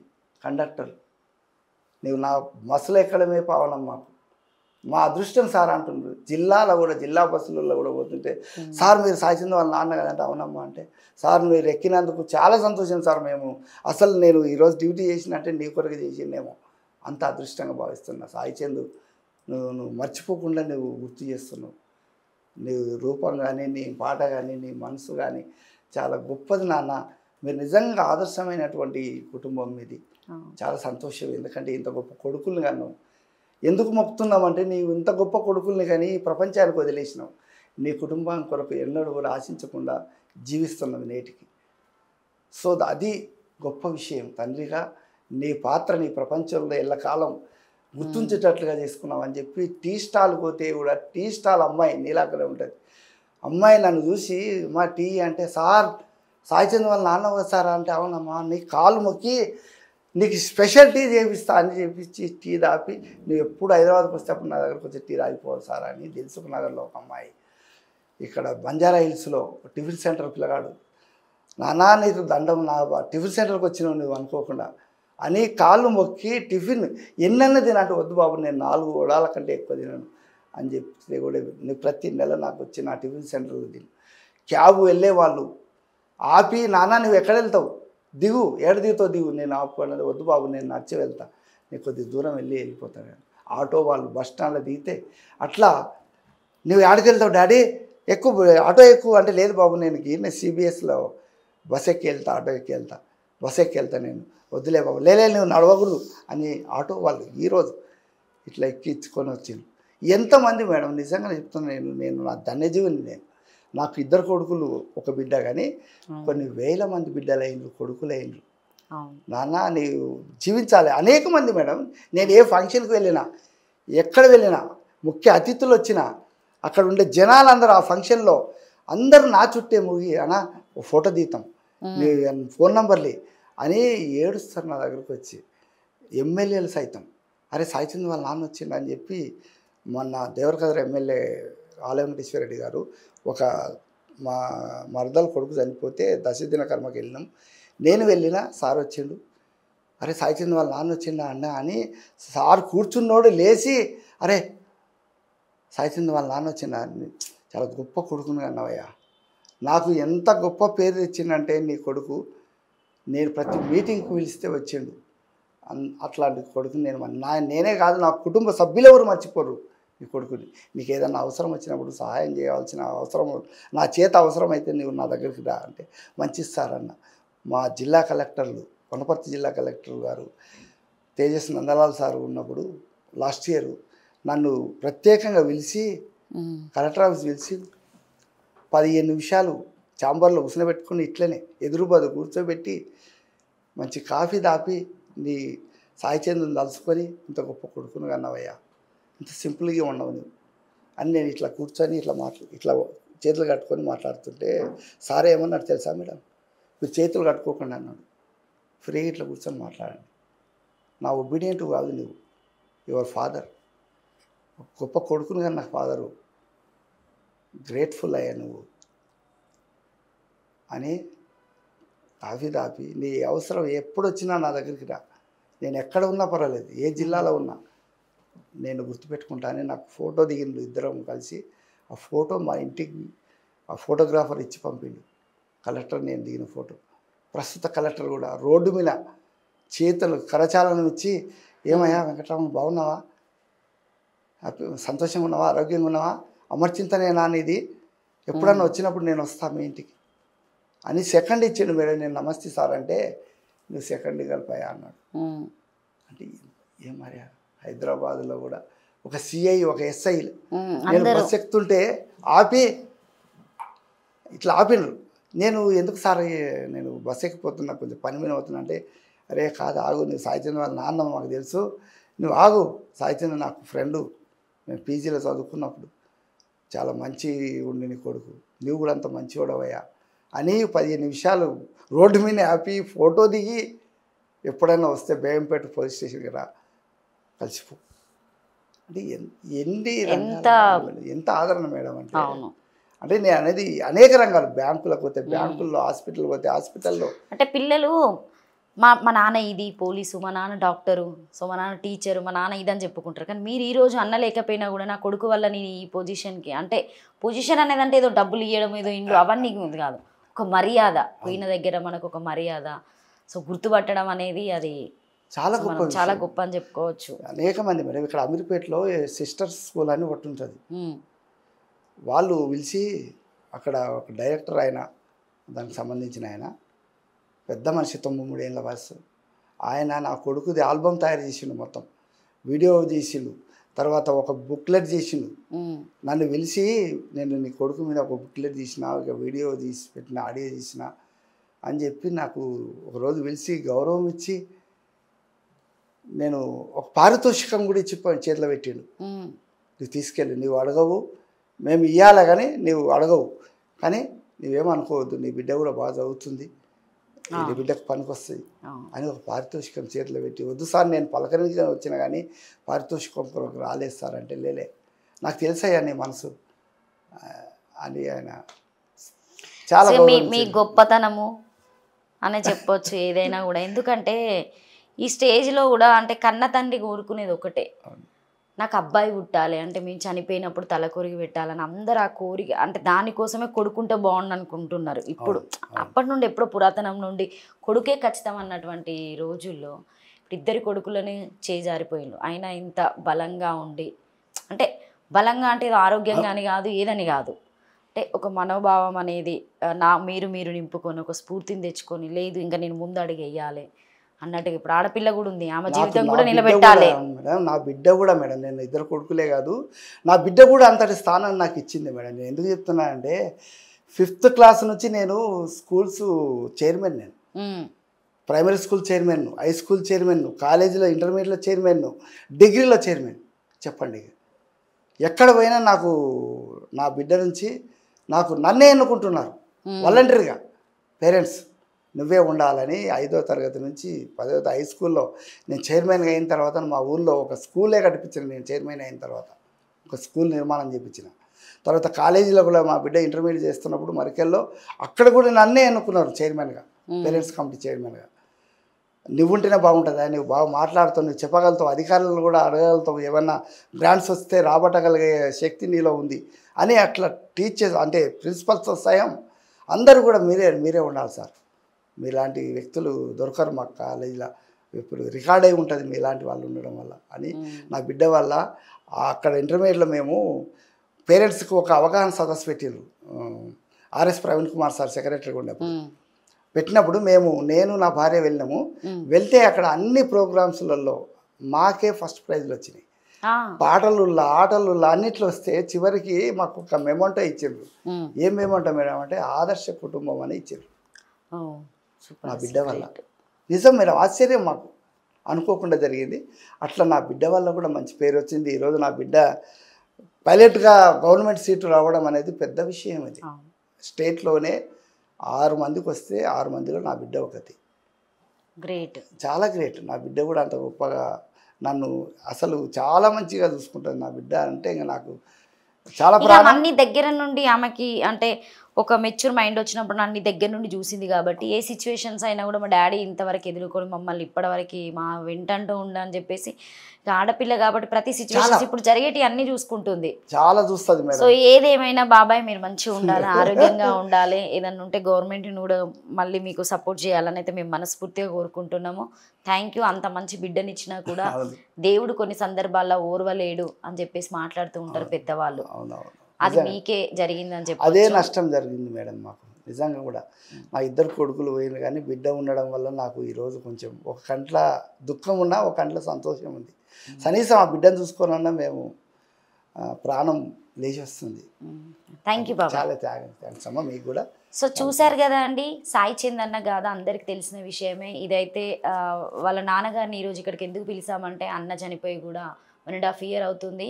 బట్ మళ్ళీ ఒకసారి మీ అందరికీ సాయి చంద్ అన్న వాళ్ళ డాడీ ఉన్నారు. ఎందుకంటే ప్రభుత్వం అప్పుడు గత ప్రభుత్వం చేసినటువంటి కొన్ని చాలా ఉన్నాయి వాళ్ళ ఫ్యామిలీకి, కానీ ఇప్పుడు కూడా కొత్త ప్రభుత్వం కూడా వచ్చింది. ఎందుకంటే ఆయన సింగర్గా మనందరికీ ఎన్నో అందించి ఆయన పాటలు గుర్తుంచిపోయేలాగా ఇప్పటికి మన మదిలో ఉండిపోయాడు.